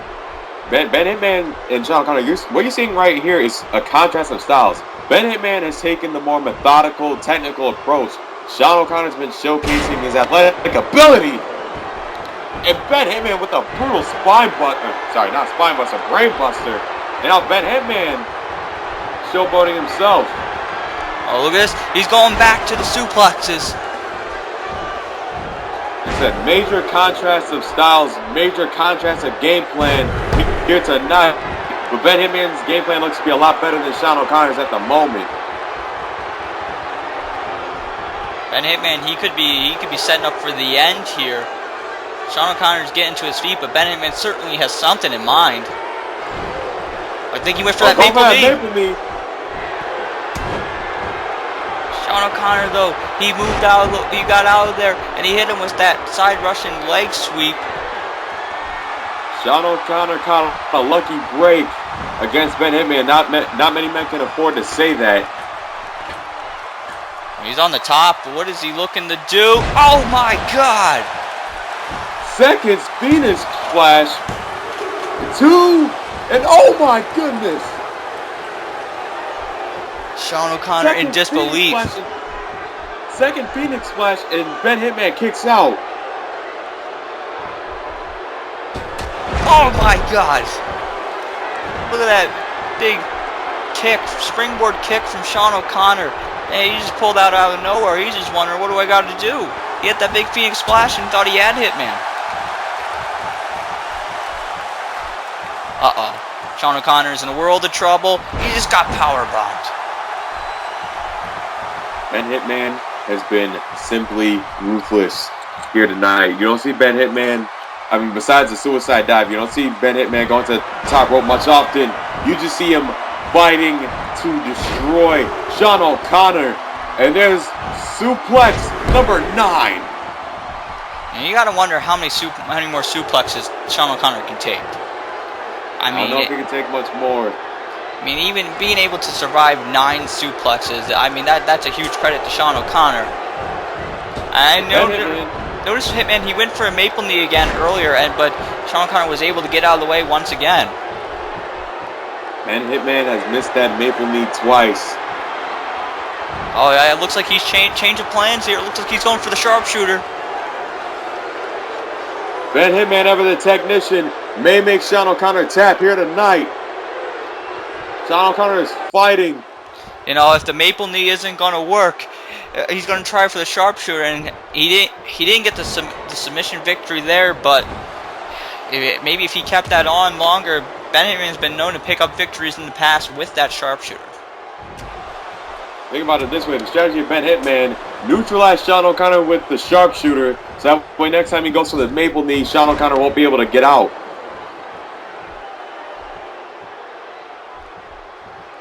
Now, Ben Hitman, you got to wonder what he's thinking to do here.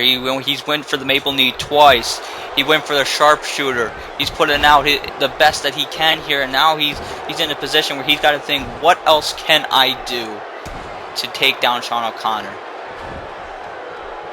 Ben Hitman needs to hit that maple knee, or at least get Shawn O'Connor in the center of the ring with another sharpshooter. That is his key to success. Oh, looks like he went for the sharpshooter again, but Shawn O'Connor pushing him away.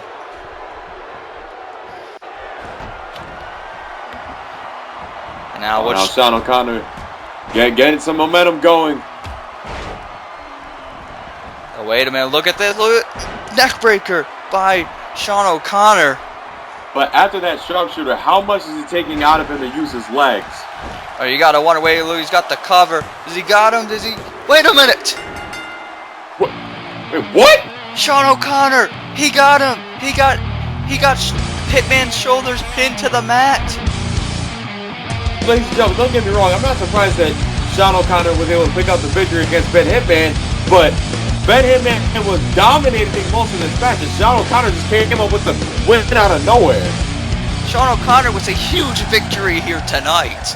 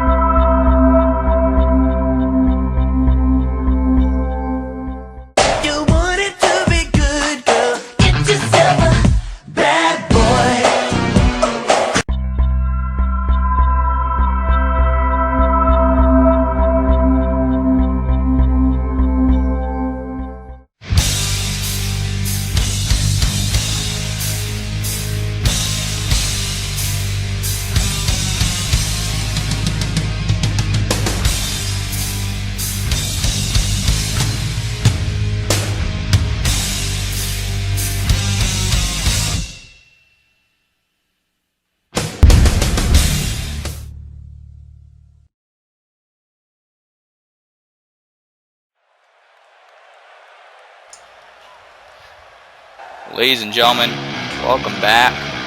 And that was certainly a shocking development there. Shawn O'Connor getting the victory over former World Heavyweight Champion Ben Hitman. But I mean, we gotta roll on here. And wait a minute, Ray Gettys is making his way to the ring, but look who's coming behind him. Nitro is running right behind Ray Gettys. Nitro. And Nitro's getting this kicked off in Nitro in a rush, in a hurry to get his hands on Ray Gettys. I mean, these guys have been at each other's throats since Pain for Pride, when Nitro cost Ray Gettys the World Heavyweight Championship. Nitro in no mood to be playing games, but when it comes to the Raging Redneck, it's kill or be killed, and Nitro's not trying to die. I mean, Nitro knows. Nitro, he's been attacked by Ray Gettys. He knows what Ray Gettys is willing to do. That's why this match is no disqualifications. I mean, because you can't put rules on these guys. And Nitro's certainly taken full advantage of that, as he's already looking for a weapon. Ray Gettys is not used to being the hunted, but oh my goodness! He's used to being the hunter, and Nitro has certainly become the hunter. Nitro just nearly splattered Ray Gettys' brains with that chair shot, and there's a slam right onto the chair. You know, it's difficult to watch those chair shots over and over again. Say what you want about Nitro. I mean, he's been going around saying he's not anyone's hero, and he's been going around and hasn't spoken too highly of the AWF audience, but he's certainly been very aggressive. I think the most aggressive we've seen Nitro in his career.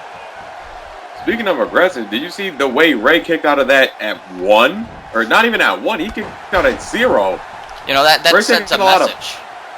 Ray's taking a lot of punishment already, but Nitro just, look, I think that 0 count just fueled Nitro's rage even more, as he has not stopped. Uh-oh, but Ray Gettys might stop him. Nitro slipped there. He let Ray Gettys get something here, get some offense, and now the Raging Redneck is going to go to work. And see, this is Nitro's biggest fear. You cannot let Ray Gettys get fired up. You cannot let Ray Gettys get mad. Because once he gets mad, this happens.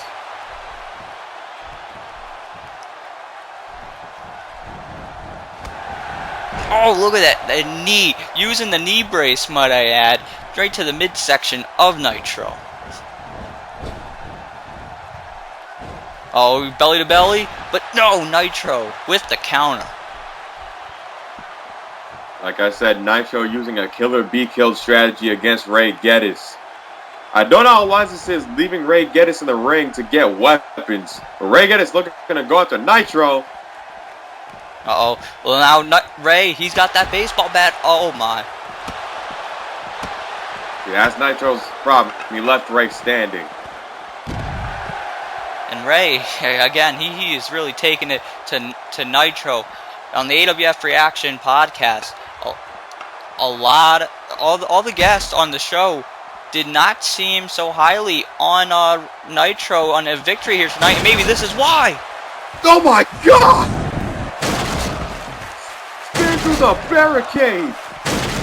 Ray Gettys spearing the hell out of the Ultimate One right through the barricade, and that is why everyone's been questioning why Nitro has done what he's done. Not just because of the change of attitude, but of all people, why mess with Ray Gettys? And Nitro's not a big man by any means. Ray might have broken him in half. And it looks like Ray is not done. Oh, no, not the table. Not the precious table. No, please. No. Ray Gettys, you know, the frustration has been building inside the mind of the Southern Scorpion. He has been looking to put a hurting on Nitro. He's been looking for revenge. And it looks like he's got the table in mind. And I don't think it's to have dinner. Nitro getting out of danger, but you might be right back in danger with Ray Gettys. And speaking on the subject of tables, we need to get a commentator skybox. We're never safe at tables. I don't know why they insist on giving us tables, and then somebody goes through it every time. Every time. Everyone just loves to go through tables. See, if we had that Adam Jackpot budget, maybe we could get a skybox.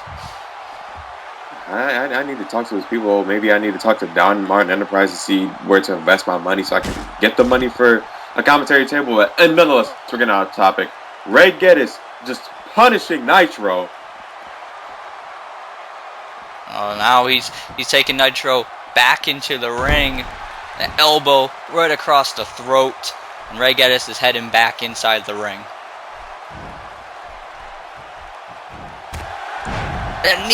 A knee there from Nitro. Nitro was able to regroup while he was in the ring, and as Ray Gettys took some time to get back in there. And now Nitro, this is his time. This is his time to take advantage here.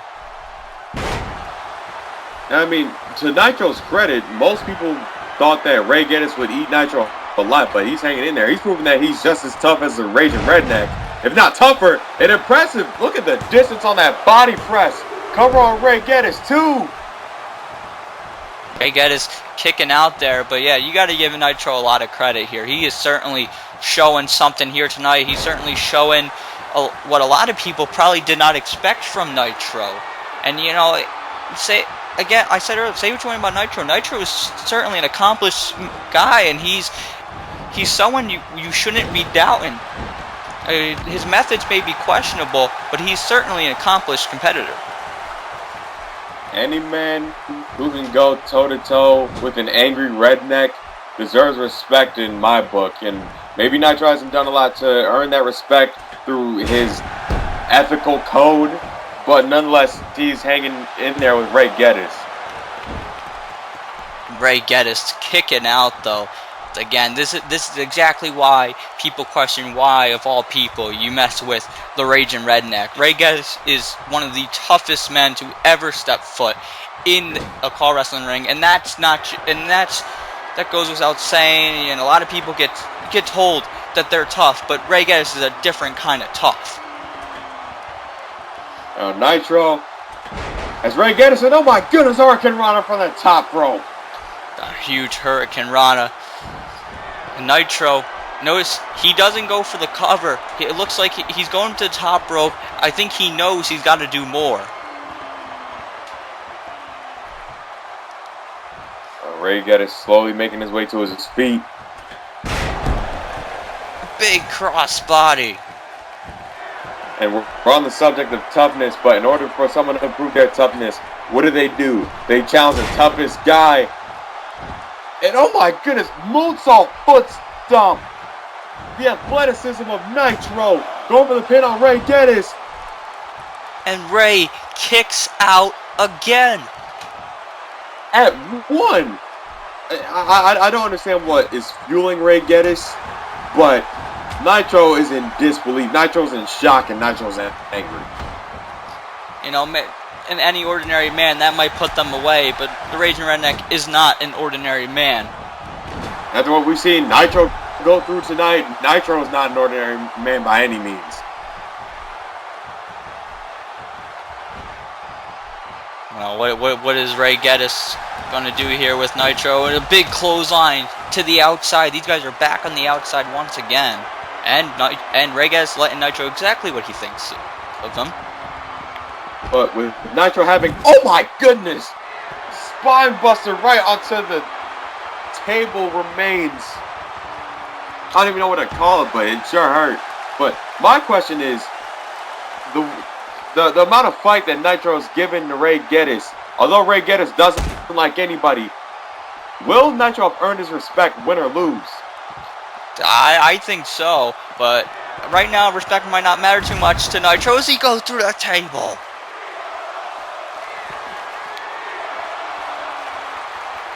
And Nitro is motionless. This might Ray be Gettys it. is not done. Ray Gettys with the red eye through the announce table. Nitro might be just a moment away of being put away. And you know, oh my God. Well, good night. Ray Gettys gonna put him down here. But Nitro just barely rolling the shoulder up, but he's still fighting. See, this is more than just a match for both men. It's about respect. Nitro trying to prove that he's just as tough as Ray, if not tougher. Ray trying to prove that he's still the toughest dog in the yard. Big spine buster there by Ray Gettys, and Ray going into the cover again. And Nitro, look at this. Right away, kicking out, not letting Ray even get a 1 count. It's the resilience of both these men. It's remarkable to say the least. I'm speechless as to how much these men have endured and have kicked out at 1 and even 0. Now a flapjack there from Nitro. And Nitro, he's fired up. Nitro has a point to prove here tonight.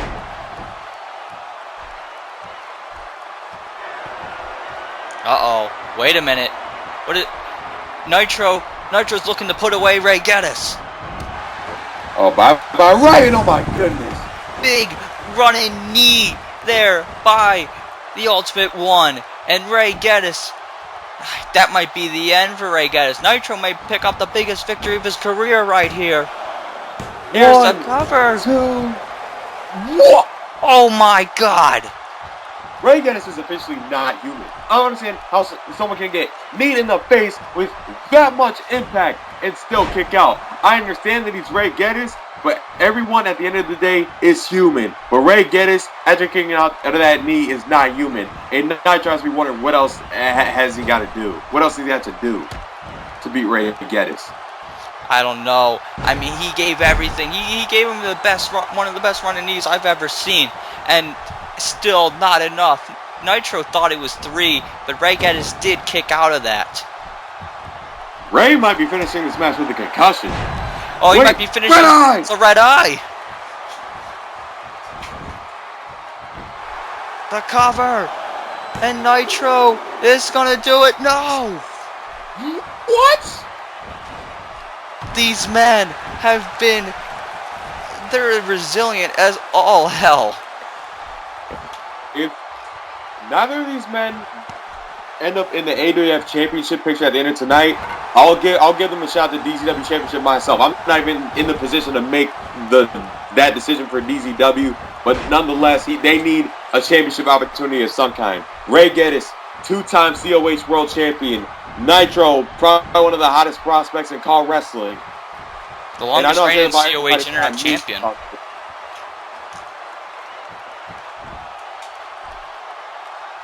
Look at this. Just choking Ray Gettys with his boot. And to me, that shows the utter disdain that he feels for Ray. The fatigue is there, but so is the hatred. And there's the flapjack. Nitro, see now he's starting to struggle to get to his feet. You can see the match is certainly really starting to take a toll on him. We've seen him get red-eyed through a table and folded like an accordion through the barricade. And now he's using that sledgehammer. The sledgehammer that Ray Gettys brought into play. That sledgehammer coming back to haunt Ray Gettys. And Nitro, could he be going for that knee one more time? Oh, I think he is. If he hits this, this has got to be it. Concussion City. But Ray Gettys was a drop toe hold. Welcome to Redneck City. And a DDT, and I think Nitro is busted wide open. His face caught the bottom of that sledgehammer. And Ray looking to do damage. Ray Gettys moved out of the way of that running knee. He was able to hit a drop toe hold. And now, he's going for another red eye. Third red eye of the match. Nitro may be done for. But Nitro has proved his toughness here tonight. There's nothing to be ashamed of. But I think the Redneck is going to pick up the victory.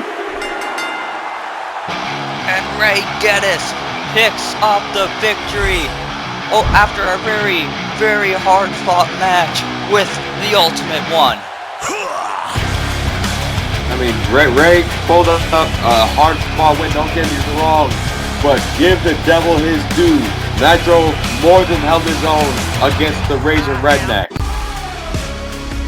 Well, folks, coming up next is going to be a huge war. It's going to be the Alex Enterprise in his AWF debut when he goes one-on-one with Shawn Walsh.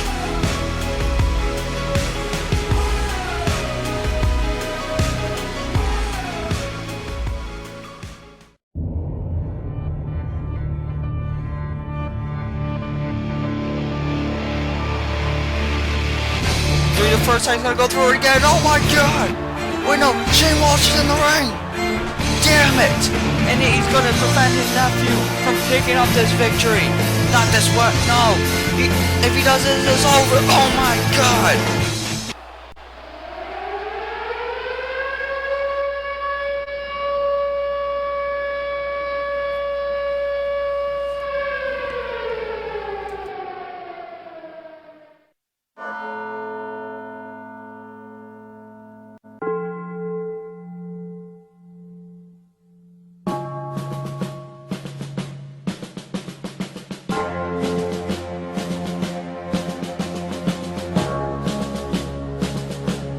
Oh my god! The Alex Enterprise is in an AWF ring! Oh my god!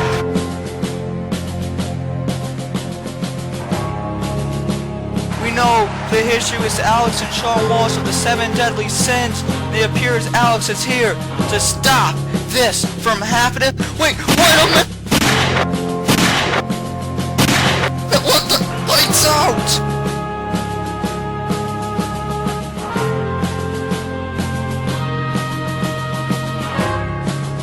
The last time we saw the Alex Enterprise compete in a match was at COH's Ultimate Glory 4, in which you competed against a match accuracy, yes. In a match that he believed was your last match. Funny how things work like that. And as the match stated, this was a retirement match in COH. In Call, I never said I'd retire from Raw. Here I am, AWF. There are no more friends for Alex Enterprise. There are no more groups and alliances and factions.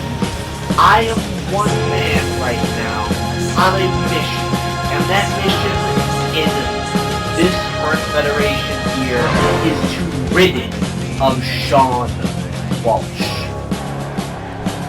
I know more than any of these people what you're capable of. I know more than any of these people what you have done. I've been on your side. And that is the reason why you have turned your back on me. Because of some agenda you feel that I will eventually conspire against you. Because this is something I have to do. Not something I want to do, but something I have to do. Because I'm not going to let you bring your agenda into my company. I'm not going to let you ruin the name of the AWF. Oh my, that's not the Alex Enterprise. That's Shane. Oh man. I am not giving you a match with the Alex Enterprise because quite frankly, you don't deserve a match with Mr. Enterprise. Wait a minute! Completely appalled by what his uncle had to say. He wants to fight the Alex Enterprise and he doesn't care what his uncle thinks. Shawn Walsh versus the Alex Enterprise at Cyberslam. Give me the Alex Enterprise at Cyberslam. No rules, no disqualifications, no countouts, no holds barred. Answer is still no. You do not deserve to be in the same ring with the Alex Enterprise. You are afraid not because of what he'll do, not because I don't deserve it. You're afraid because I may just stand a chance. I may have a chance at beating the Alex Enterprise. So, you want the Alex Enterprise at CyberSlam? Well, you got it! Your destruction, your annihilation begins now. Look at my life, all black. Take a look at my clothes, all black. Like Johnny Cash, all black. Like the Rolling Stones when I painted black. Like the night that we met, all black. Like the color of your dress, all black.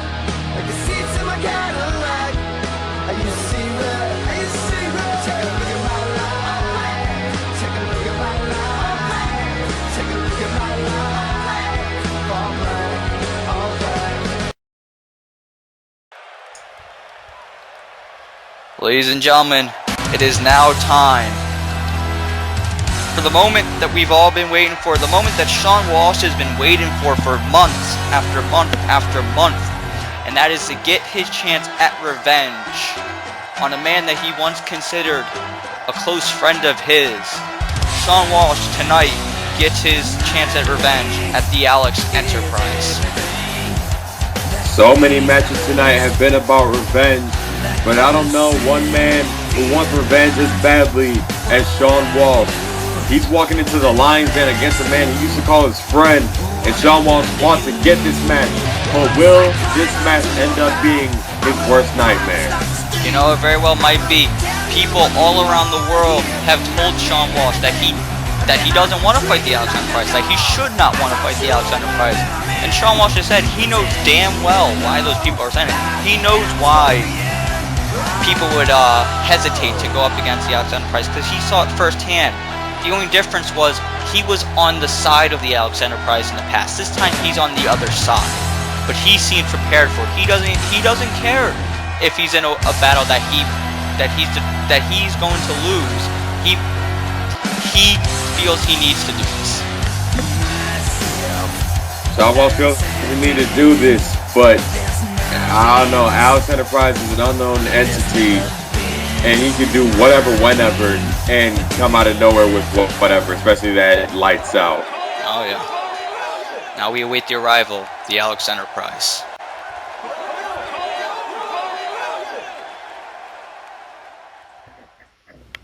But using the slogan, they got through the USA Patriot Act, which removed many of our liberties. Nobody made a sound when we lost habeas corpus, due process of law. And suddenly Bush managed to get rid of it. Where was a voice on television, aside from mine, that spoke out against this? Where are all those noble jurists, those great lawyers, those lovers of liberty? Where the hell were they? They were nowhere. Now we have a totalitarian government. And the totalitarian government wants to watch everybody, total surveillance of everyone. They listen to the telephone conversations. They look at your credit cards. They look where you travel. We are totally policed. This is contrary to everything in our Constitution. Our politicians are all talk, no action. Let's make America great again.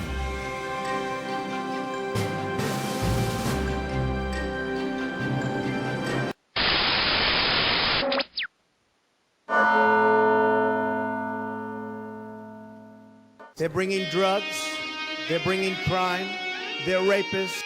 Blood coming out of her wherever.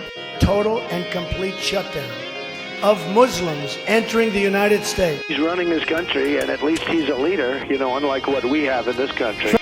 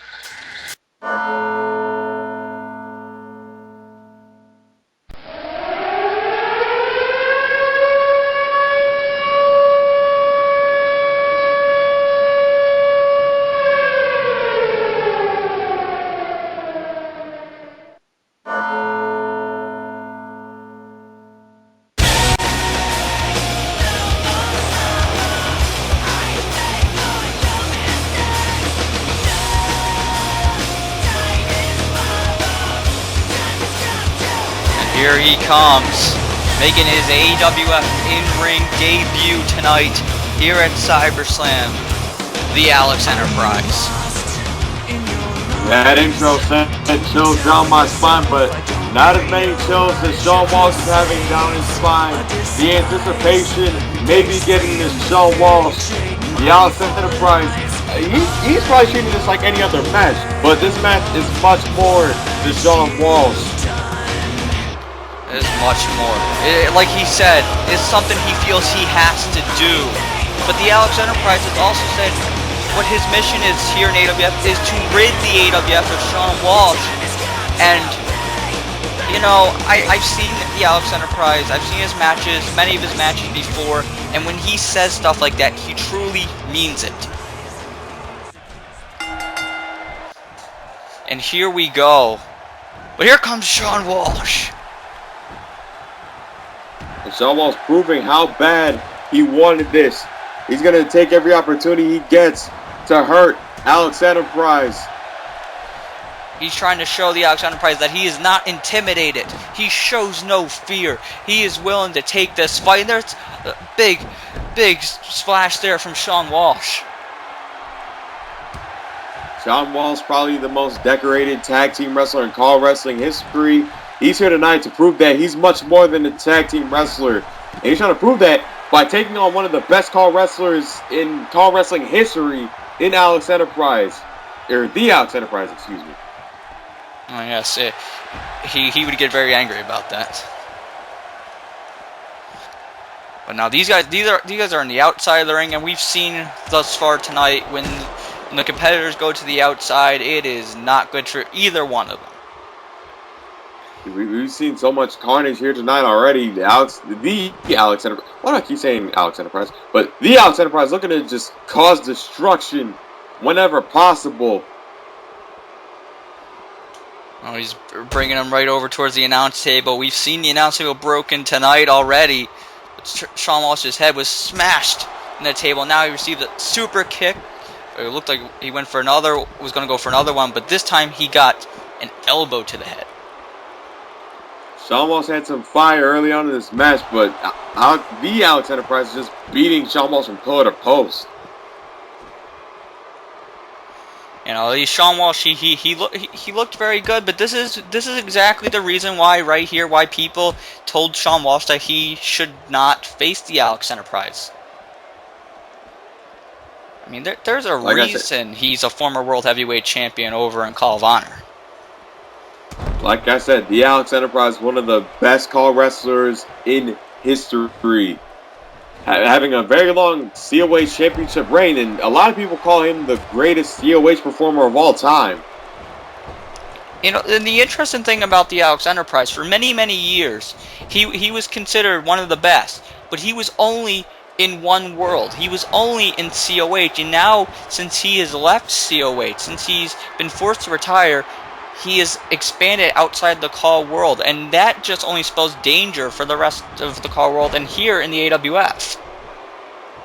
And Alex Enterprise was considered the best in COH before he even won the heavyweight championship. It says a lot about Alex Enterprise, and now in the Alex Enterprise, he's showing that right now. He's showing why he was considered the best even before becoming a world champion.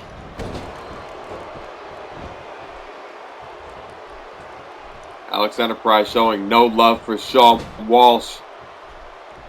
And you know, this whole thing, I mean, the Alex Enterprise, he came to the AWF, which is huge in itself, but he took out his friend. I mean, and the reason is because he has no friends. And I really think a lot of that has to do with why he left COH. When one of his friends turned on him, now Alex Enterprise it seems to be turning his back on whatever friends he has left. Oh my God, what a super kick.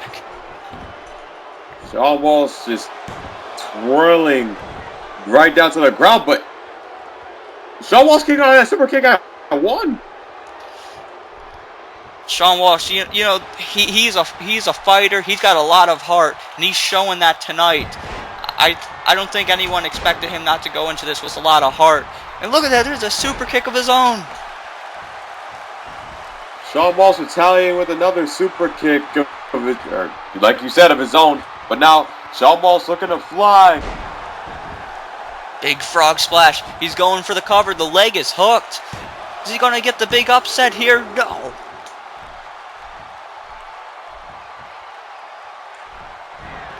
Wait, Socko Cutter. And that may do Alex Enterprise in early. We're going for the cover on the Alex Enterprise. Not even two. It was close to a 2 count, but not quite. Alex Enterprise kicking out. And you know, Shawn Walsh, he talked about it. And maybe it was just a tactic to get this match as Shawn Walsh hits that spear.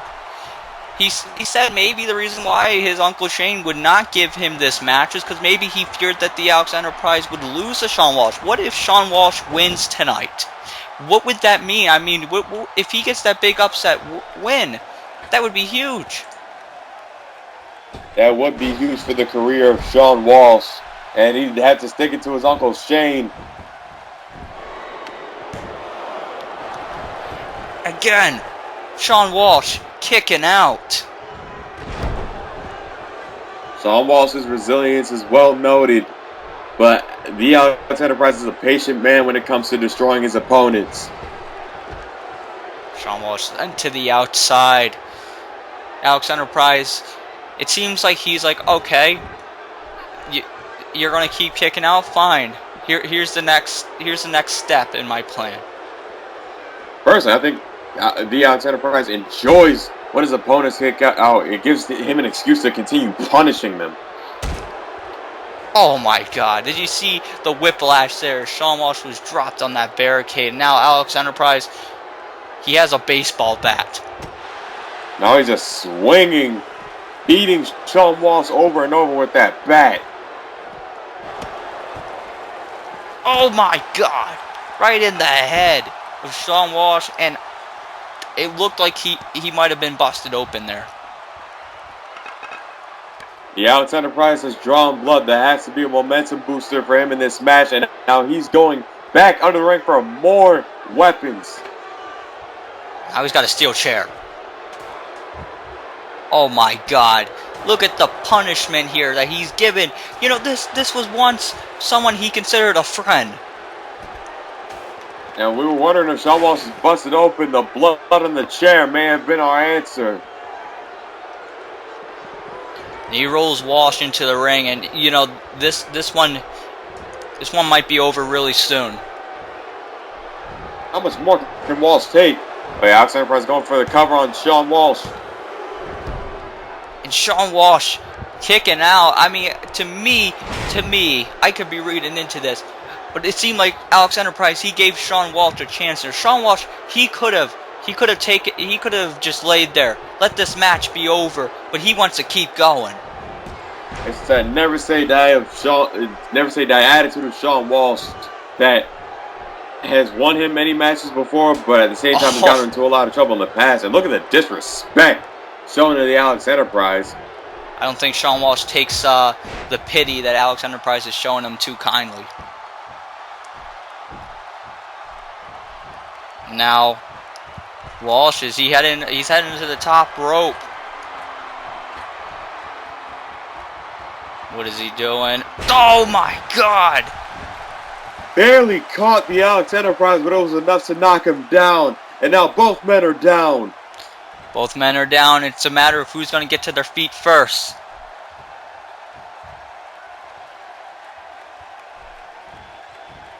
And wait a minute. Look at that! Soccer cutter! Shawn Walsh making it to his feet right before the Alex Enterprise, and they may have done the trick. And no! The Alex Enterprise kicks out. That sock cutter, it just came out of nowhere. But it was not enough. Not enough for the Alex Enterprise. Shawn Walsh looking to deal more damage. What is this man thinking? What is the Scorpion thinking? Shawn Walsh fired up. Flying Scorpion! Right through the middle rope. Right to the Alex Enterprise. You know, we saw this in a few Uprisings ago when he did this to his uncle Shane Walsh. Shawn Walsh is willing to put his body on the line if it means winning. But now he's got to get him in the ring. If this is about winning, he's got to get the win. You can't pin Alex on the outside.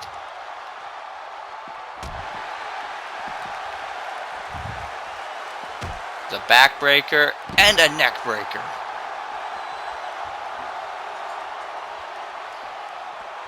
Shawn Walsh is a Crimson Mask. Alex Enterprise is down but not out.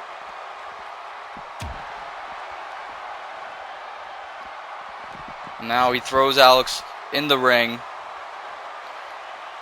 Maybe Shawn Walsh, looks like maybe he was catching his breath there. Now he's on the Alex ring Enterprise. There's no time to catch your breath with the Alex Enterprise. Proving it right there. Alex just knocked him off. Alex Enterprise is going to do here. What is he going to do to Shawn Walsh as he's taking his time to go to the outside? Like I said, the Alex Enterprise enjoys beating down his opponents. He enjoys dealing damage to his opponents. He likes to savor this whenever possible for however long as he can, and just tossing Shawn Walsh down to the arena floor. Tossing him with absolutely no care in the world.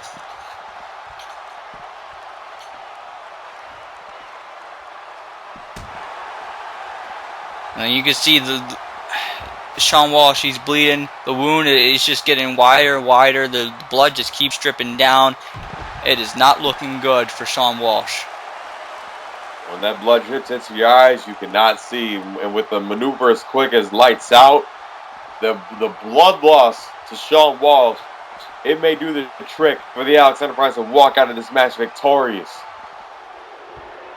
And what is he doing? What is Alex doing? He's got him. He's put him right at the steel post. Oh, nothing good happens here. Oh no, Alex, don't do this. No. Oh my god! Why? Why, Alex? Why are you doing this? He just caved his head in. I know that's insulting, but Shawn Walsh has to have a concussion. There's no other way. Like there's no other medical report that makes any sense. He kicked his head into the steel post. And the AWF Enterprise is dragging Shawn Walsh's lifeless body. Now he has him up, and I'm legitimately concerned for Shawn Walsh's health. I think a lot of people are. And you know, there's one man I don't think gives a damn, and that's his opponent, the AWF Enterprise. Well, I mean, how much more can a man take? How much did that boot right against a steel post take out of Shawn Walsh? Oh, here's the cover. One. But Shawn Walsh kicked out. I don't know how Shawn Walsh is doing this. I don't know what he feels he has to prove. But AWF Enterprise going right back after his head with another DDT. And there's the elbow. Oh my goodness. Look at the blood. Shawn Walsh, there is no way this man can see. Blood's all over his face, is dripped down to his chest. I mean, Shawn Walsh looks like an absolute mess. Shawn Walsh is a bloody mess, and the AWF Enterprise is just enjoying it, taking his sweet time to examine his damage. And look at this. Shawn Walsh is telling him to bring it. You gotta admire this man's heart. And he told him to bring it, and Alex is doing just that. He knees to the midsection, and there's the side Russian leg sweep.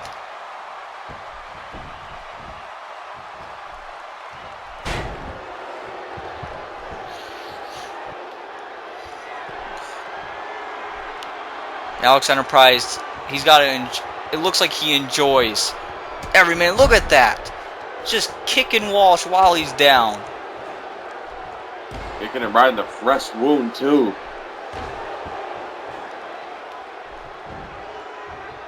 And Shawn Walsh, besides kicking out, he's made no indication of fighting back. He's just taking the damage, taking the beating from the AWF Enterprise.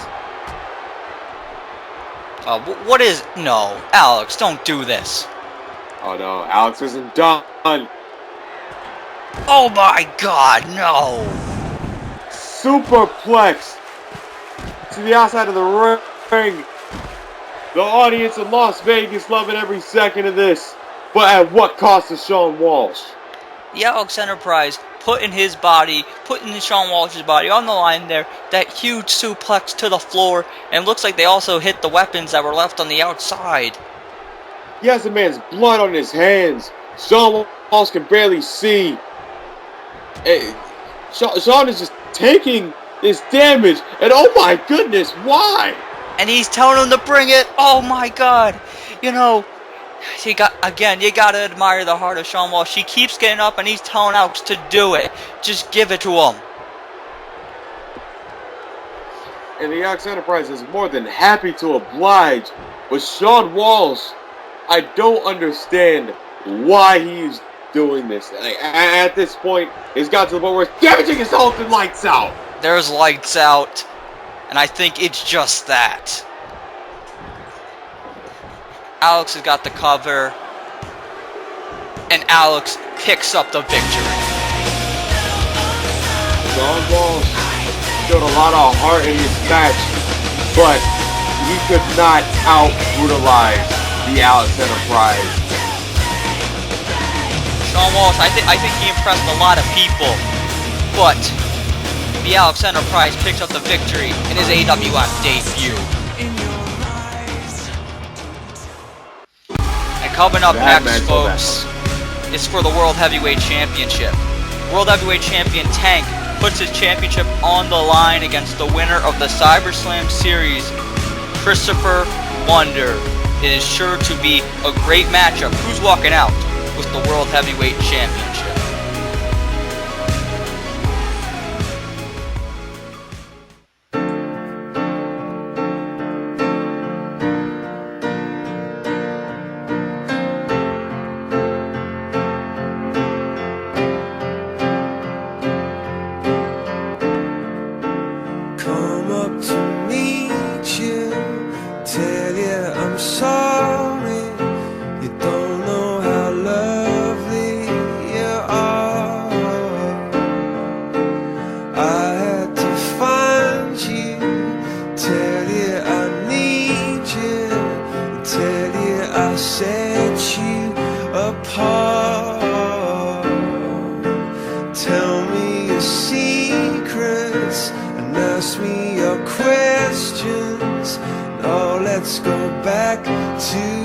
the start.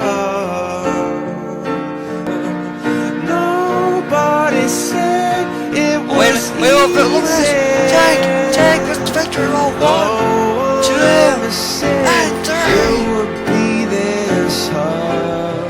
Tank is world heavyweight going back to the start.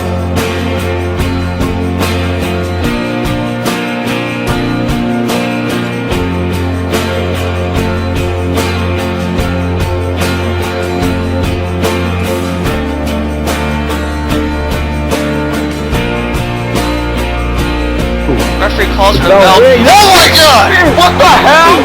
Spear out of nowhere! Wait a minute! 1, 2, 1, 3, 4. Ladies and gentlemen, it's time. We have a new AWF Internet Champion.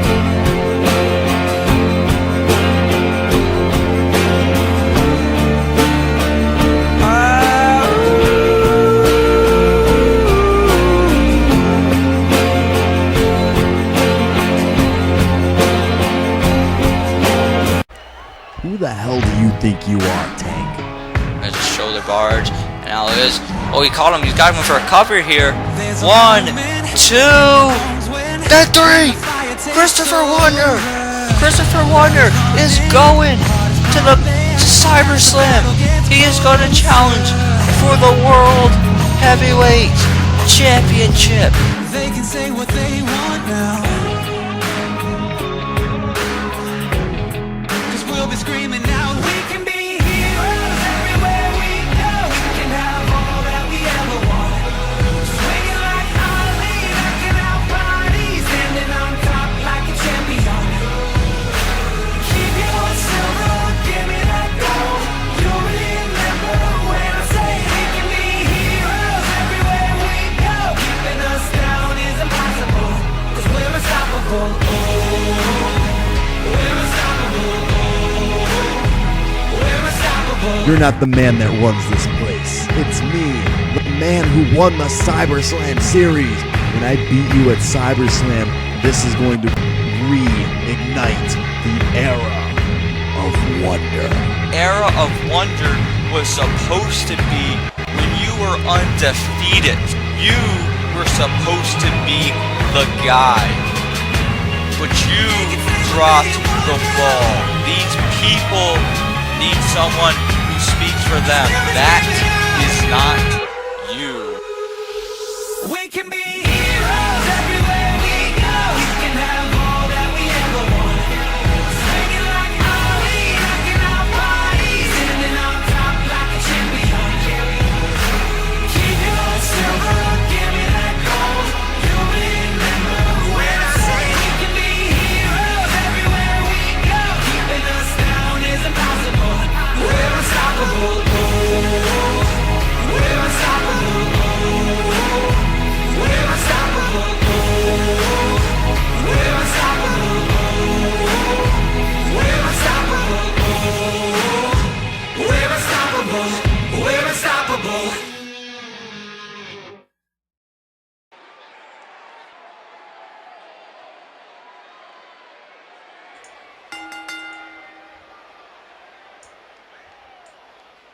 Folks, it is now time for the World Heavyweight Championship match.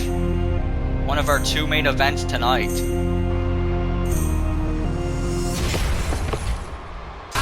And here comes the winner of the Cyberslam series, member of the Dynasty, Christopher Wonder. The Dynasty already went 2-0, or sorry, not 2-0, but the Dynasty already has the money in the bank in their camp. Then Hitman can possibly do against John O'Connor, but they can rebound if Christopher Wonder walks out tonight, the new AWF champion. I mean, the Dynasty, it would be huge for them to get the World Heavyweight Championship back in possession, and Wonder has that chance. This is Wonder's first big chance at this championship gold in a long time. Is he going to start the era of Wonder, like he said on Superstar Mayhem? He said Cyberslam, the era of Wonder was going to begin. Will that hold true? Or will Tank again shock the world, and pick up the victory, but this time retain his World Heavyweight Championship. Christopher Wonder had the most impressive rookie year in AWF history, starting out 99-0, losing at Glory Days to Tattoo Taker. And when he did it only anchored him, and it made him so much better to the point where he ended up winning the AWF Championship to Tattoo Taker not too long afterwards. But ever since losing that AWF Championship, Christopher Wonder has been in the slump that was only recently broken by Christopher Wonder winning the ScyberSlam series. But can he beat this man here tonight? Can he beat Tank? That is the question. You know, Tank, he mentioned exactly what you said there to Christopher Wonder. When Christopher Wonder said the era of wonder was going to begin, and Tank called them out, and he said, I thought the era of wonder was supposed to begin a few years ago. You know, Christopher Wonder certainly in the past has been very impressive, and he certainly has not, in the past few years, maybe not where he would like to be. But tonight, he can change all that if he becomes World Heavyweight Champion. Christopher Wonder, he knows what's on the line. He's been there before. But can he get there again? Both men have been there before. Tank knows what it's like. Wonder knows what it's like. But now Wonder wants what Tank has. Referee rings the bell. We got our championship match underway. These two stare down. And they lock up. Here we go. These two competitors going at it. The World Heavyweight Championship is on the line. Wonder, now Tank with the counter here. Wonder is in a world of trouble.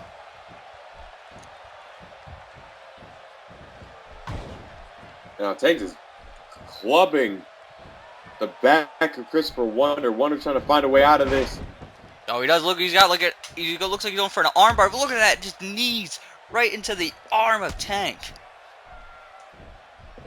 And those knees may come back to haunt Tank later on this match. You can't spear a man with a broken arm. Absolutely, you gotta think that's what Wonder's thinking. He's thinking, you know, if I can block off a spear, that helps me get the victory. And look at that big running knee there. Is Wonder gonna get the victory here? No. Wonder was looking for a quick victory against Tank, but the AWF champion proving that he has a lot more fight than that.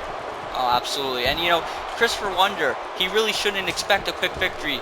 Tank's not just the world champion, but he is also the internet champion, a double champion, something you very rarely see in call wrestling.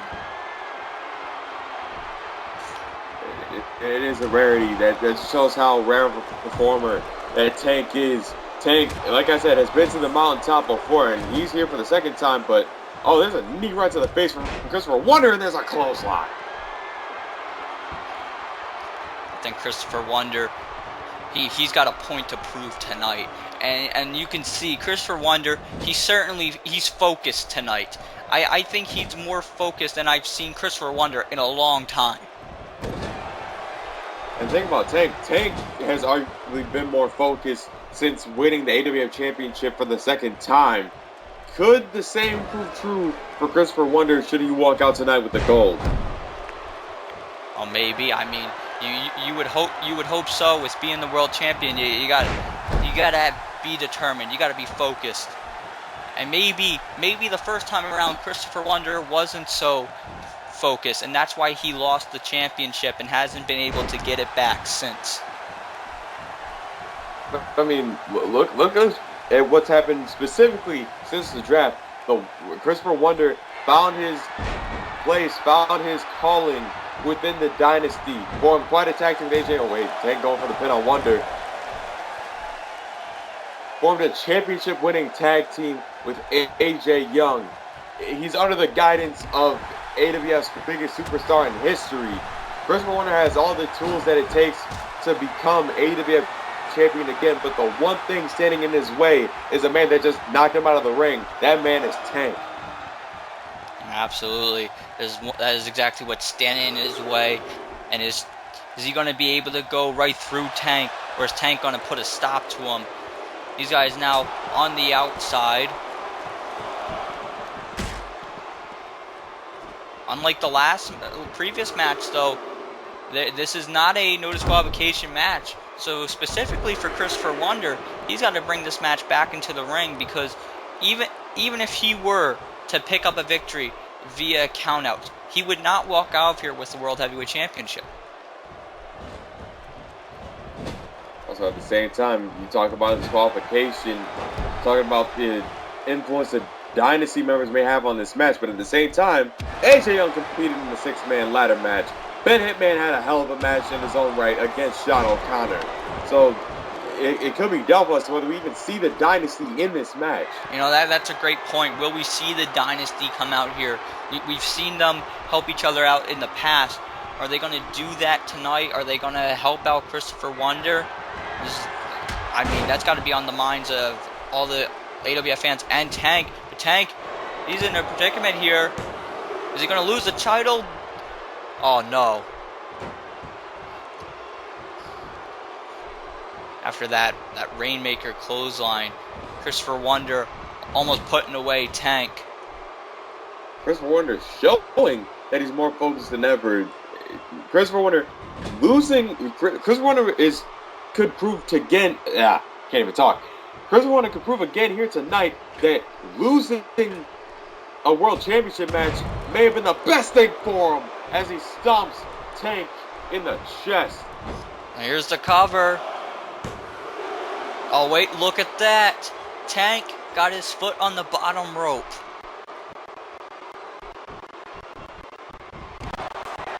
And you know, trying to prove that, you know, he's legitimate, that he's better than ever, that he deserves to be a double champion. Christopher Wonder proving that maybe his past failures are all worth something, because Christopher Wonder has been the story of fail the first time, succeed the next time.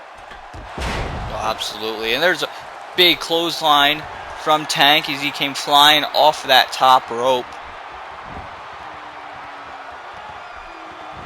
And there's a DDT by the world champion. Ben Hitman and AJ Young would love nothing more than Christopher Wonder to bring the AWF Championship to the Dynasty.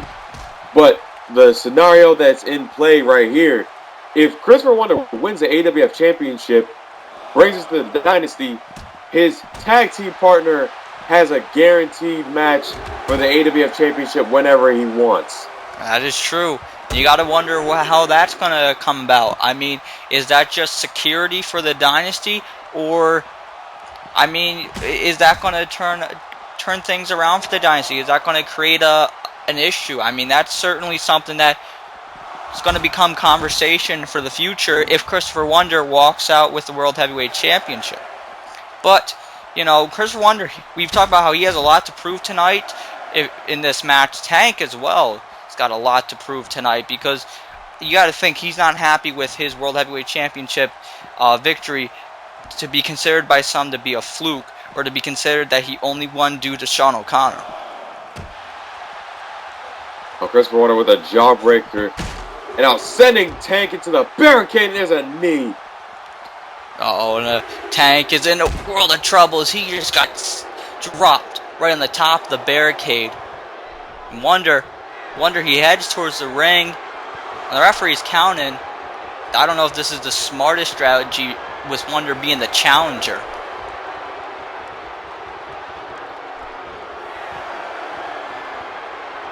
Tank's up. Is Tank gonna break the count? Is he gonna get in the ring and he gets in there? But again, like I said, I don't know if that was the smartest thing on the behalf of Wonder. Had Tank not gotten in the ring, Tank would have kept the World Heavyweight Championship. Think about it this way, that SummerSlam series would have been for nothing, and oh my goodness! There's a pile driver. driver. Tank. That might do it. That might do it right there. Then, oh my God. Tank just kicked out of the pile driver. The referee's hand came down for the 3. That's how close Tank was to losing his AWF Championship. Oh, now what's Christopher Wonder going to do here? They're both on the ring apron. And oh my God, back suplex on the ring apron. And it's been said 1,000 times, that is the hardest part of the ring. But Christopher Wonder cannot let Tank recuperate. He cannot let Tank lose this match by countout. Christopher Wonder has come too far to win this match by countout and not win the title. Oh, and look at Tank with the elbow. Tank is starting to fight back here and starting to prove maybe Wonder's strategy, his relaxed strategy, is not the best strategy he should be having here. Into the ropes goes Wonder, and oh, he's on the receiving end of a big boot. Tank trying to get something going, showing how bad he wants to keep that AWF Championship, and backbreaker to Wonder. And Tank, he's calling for Wonder. He wants Wonder to get up. Is he thinking spear? Wonder turns around. He could be getting speared. Oh, wait. No, he got caught. And he got kneed. And Christopher Wonder, he's fighting back here. Tank thought he was going to hit the spear. And, you know, arguably if he would have hit that spear, Tank might have walked out of here with the World Championship still in possession. And Tank would love nothing more further than that to happen. I can't even talk today, ladies and gentlemen. But Tank would love to walk out still the AWF champion, obviously. But like I said, Christopher Wonder has come too far. He battled many men in the SummerSlam series. And look at that. That was like Tank's version of the complete shot. Is he going to beat Wonder with his own move? But no. And the complete shot busted Wonder wide open. Oh man, Tank, he came at Wonder and he just got elbowed to the face. You gotta think, Wonder, if he wasn't taking it seriously before, he's definitely taking it seriously now. Don't know how smart Tank using Christopher Wonder's own move on him was, because that might have, like you said, that might have woken Christopher Wonder up. That might have made him more focused than ever. And a focused Christopher Wonder is a man that has done a lot of damage before and has won a lot of championships before. Absolutely. Now Tank going to the outside after sending Wonder to the outside. He's throwing the challenger back into the ring. But not without us sending a big boot to the side of the head. And now he's heading up to the top rope. Looks like he's waiting for the winner of the SummerSlam series. And when Wonder gets up, it may not be what he's expecting. Tank gonna fly! Big crossbody by Tank. Tank, he could be moments away here from retaining his title. Now Tank, he could be setting it up. This could be the end. Uh-oh. He's looking for a spear. And does he get it? Oh, what? No, Wonder, I think he DDT'd him. And there's a complete shot. The complete shot. It connects. Wonder, after countering the spear, he got the complete shot. He's got the cover.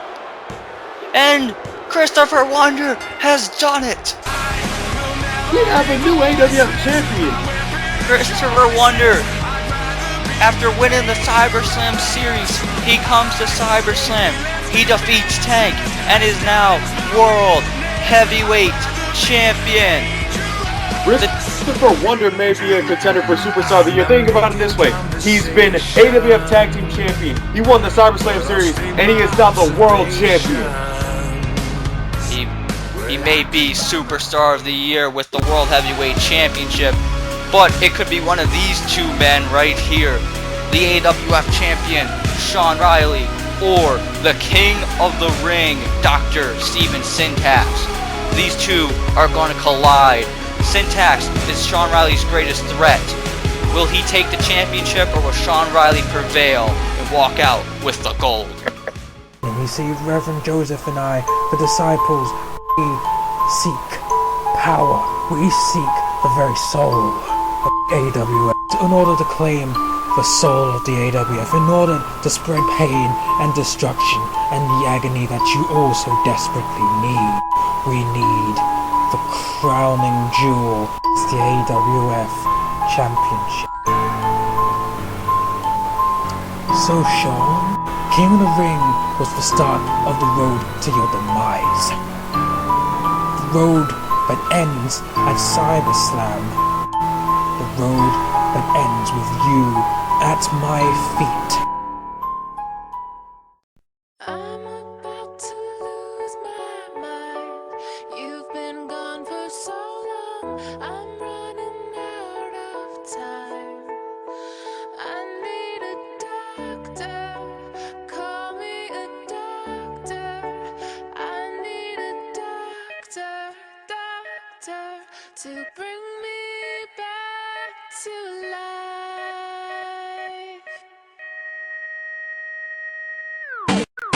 I've been on the receiving end of an ass kicking for weeks by the Disciples. I want to remain your champion of this great company. I have fought great superstars. I have fought the best. I fought every person who has asked for a championship opportunity, whether that be Danny Hardy, Evan Rockville, or Brock Manson. I've fought them all and I've beaten them. You think that I fear you and that will be how I lose this. I do not fear you, Syntax, but if you're going to take this from me, you're going to have to destroy me. Told the world one day I would pay it back. Say it on tape and lay it, record it on it. One day I could play it back, but I don't even know if I believe it when I'm saying that. I'm starting to creep and every day it's just so gray and black. Oh, I just need a ray of that, cause no one sees my vision when I play it for them. They just say it's whack, but they don't know what dope is. And I don't know if I was awake or asleep when I wrote this. All I know is you came to me when I was at my lowest. You picked me up, breathing life in me. I owe my life to you before the life of me. I don't see why you don't see like I do, but it just dawned on me you lost the sun. Demons fighting you, it's dark. Let me turn on the lights and brighten me and enlighten you. I don't think you realize what you mean to me, not the slightest clue. Cause me and you were like a crew. I was like your sidekick. You gon' either wanna fight when I get off this fucking mic, or you gon' hug me. But I'm out of options, there's nothing else I can do.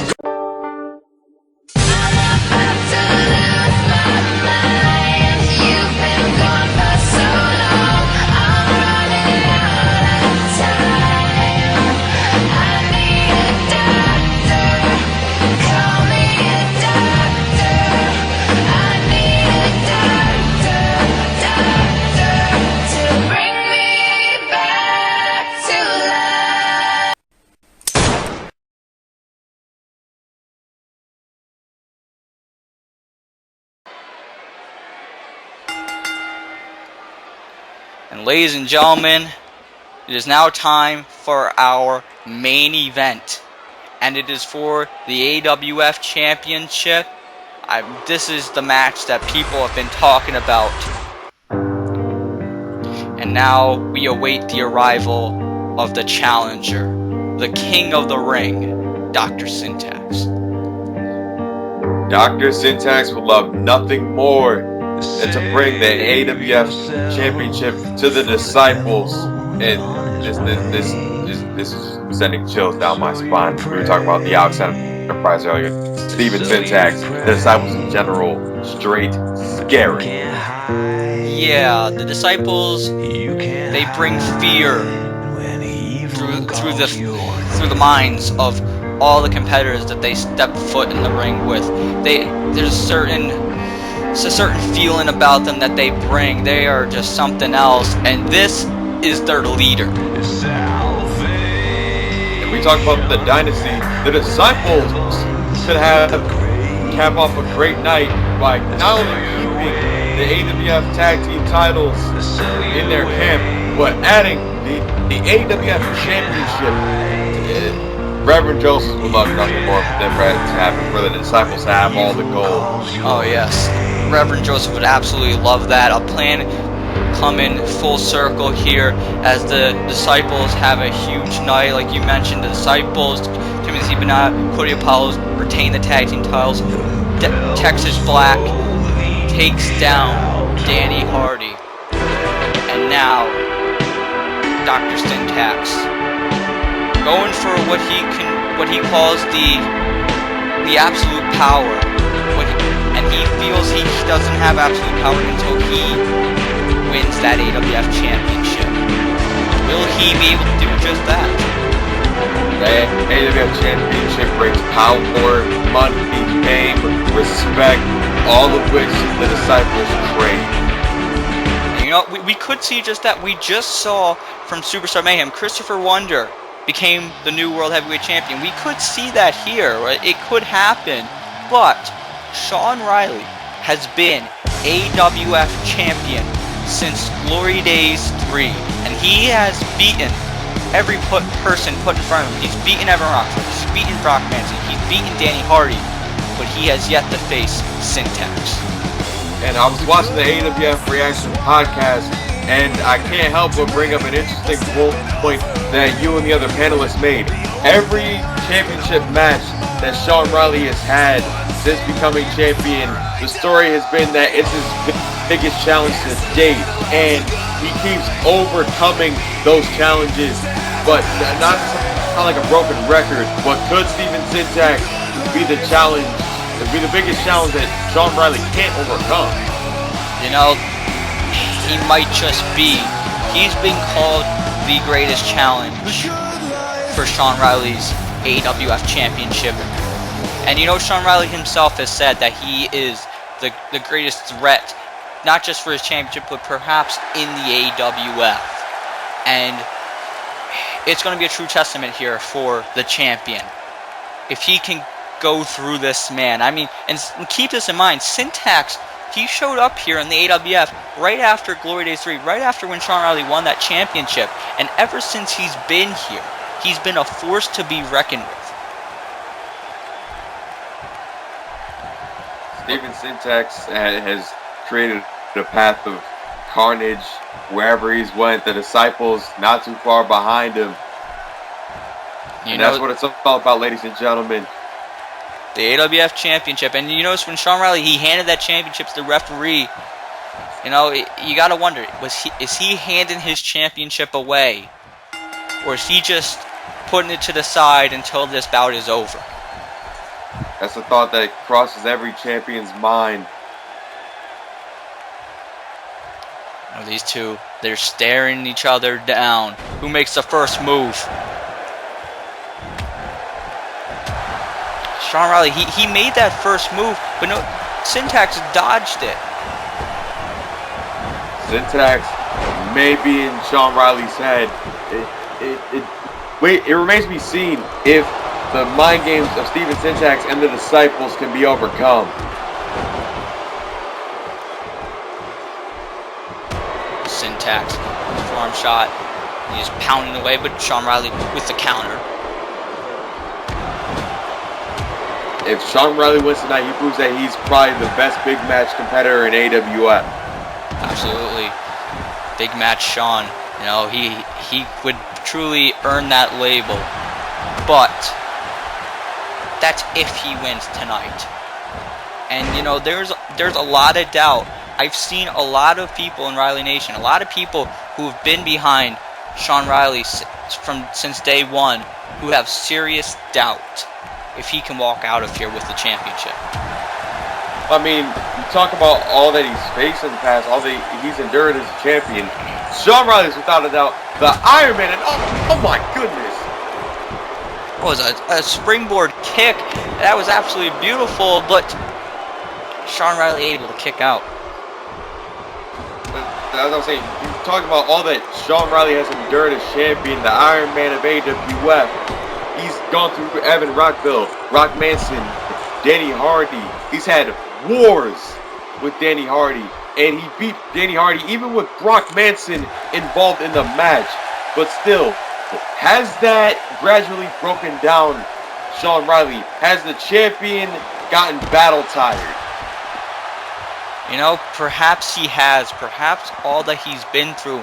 Maybe he isn't strong enough to go through this, or maybe all that he's went through has prepared him to be strong enough for tonight. Earlier tonight we talked about, Steven Syntax doing. Oh my god, a nasty DDT on the floor.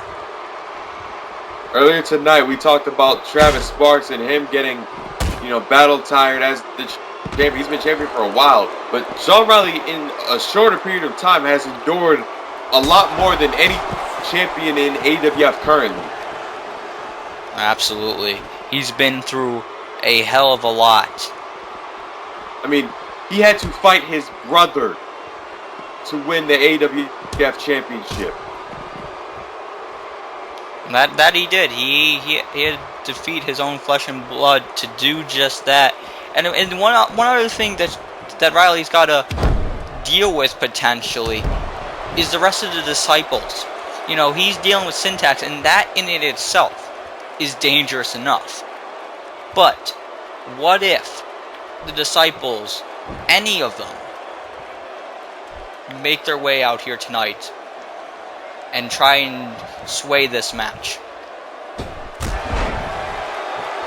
Oh my god, that big knee, and here's the cover. The Syntax, no. And Sean Riley, the champ, still kicking out at 1. Oh, wait a minute. Sean Riley, he just kipped up. And Sean has something going. Syntax with the punch, miss, and spin out powerbomb. Is this what Riley needs? Is this the momentum he needs here? Is he going to get the job done? He's got him up. There's the attitude adjustment and the cover. The leg is hooked. Is this Riley? No. Syntax able to get the shoulder up. Syntax caught completely off guard by that offensive onslaught from Sean Riley. I think he was thinking bicycle boot, but he got a knee to the face, and now a drop kick.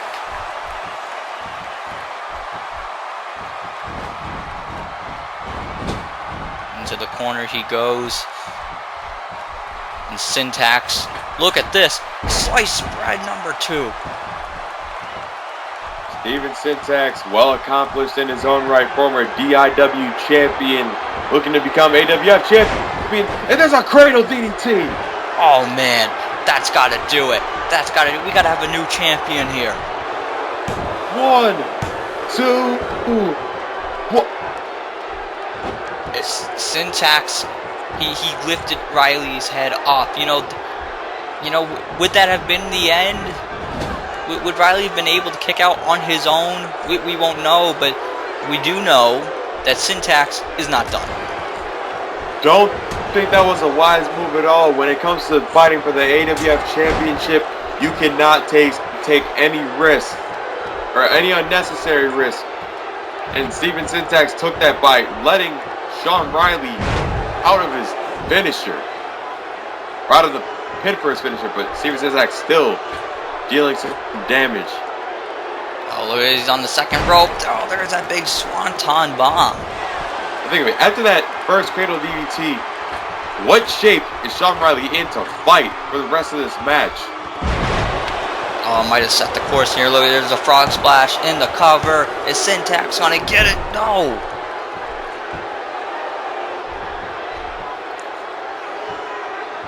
Riley was able to kick out there. That's that Iron Man spirit of the champion, Sean Riley. Never say quit. Never die. Never give up. Yeah, he has the mantra and the demeanor of a certain guy. Oh, yeah. God, some guy. I don't know his name, but he seems familiar. But Steven Syntax hitting another cradle DDT, and Steven Syntax is still not done. He didn't even attempt to cover. Lifted him back up, and now he has him in the corner. And he whips him across the ring to the other corner. Steven Syntax is briskly walking towards his opponent. Oh my god, what a suplex. Exploder suplex from Steven Syntax. And the champ is getting outclassed. This is not good. This is everything that this match could have been for Sean Riley. This is what this could have been, and he was hoping to not let this happen. but somehow, some way, he has not been able to prevent this from happening. This is what people feared, and this is why people have been saying that Syntax was going to win tonight. Oh, but they're coming! Sean Riley diving off the top was a huge crossbody, and you know what? Maybe he's going to be able to dodge this. Maybe he's going to be able to fight back. There's that big jumbo arm drag. And there's a super kick. And it might be lights out for Steven Syntax. Going for the pin on the challenger. Will Sean Riley retain? And no! Oh, he thought he had him. He thought he was down with the super kick. But Syntax was able to kick out. Syntax slowly making his way to his feet. And the Iron Man right there to catch him. Not giving Syntax any breaks. And there goes Syntax. He clotheslined him outside the ring. Oh, wait a minute. What is he doing? Oh, my God! The Iron Man went flying clear over the top rope. He just launched himself over the ropes onto Syntax. You know, he's flying out there like he's Superman, just putting his body on the line with no care, doing whatever he can to retain his title. And as a champion, that is what you have to do. Otherwise, you will not be champion anymore. Well, he's going for the cover. He's going to try and get the victory here. But no. Syntax able to kick out. And look at Riley. You don't really see this often from him. You don't. Oh my God! And that's why. He just got super kicked. Took his eye off the ball, and look what happened. Sean Riley hit a super kick earlier this match, and it might have came back to haunt him. 1, 2, and no! He got his shoulder up, and look at Syntax. Syntax arguing with referee, and I pointed out, Riley, he very rarely takes his eye off the ball, and he turned around and got super kicked. And luckily for him, he was able to kick out. But you can't make a mistake like that. Not when you're the champion. In Sean Riley's defense, it only takes a split second to hit that super kick. But Steven Syntax trying to do some more damage to the champ. Oh my God! Here's a superplex. A superplex to the floor. Now, I don't know if it's that camera angle, but Sean Riley's leg just may have caught the announce table right next to us. I think it did, and he looks he's in a lot of pain.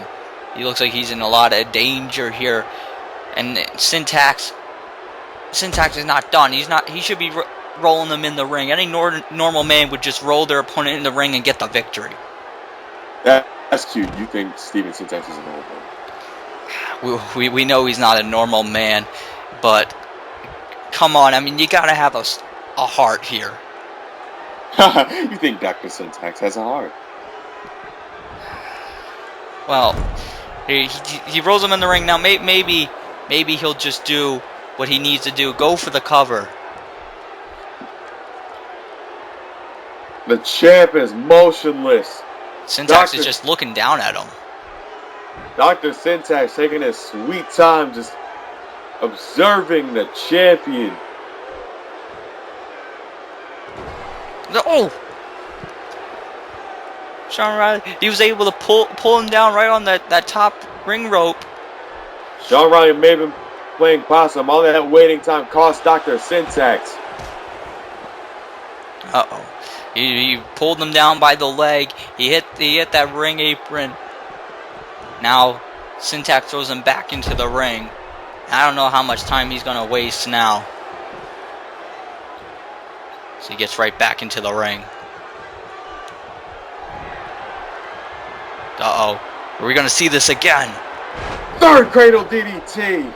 There's a cradle DDT. And look at Riley. Look at his head.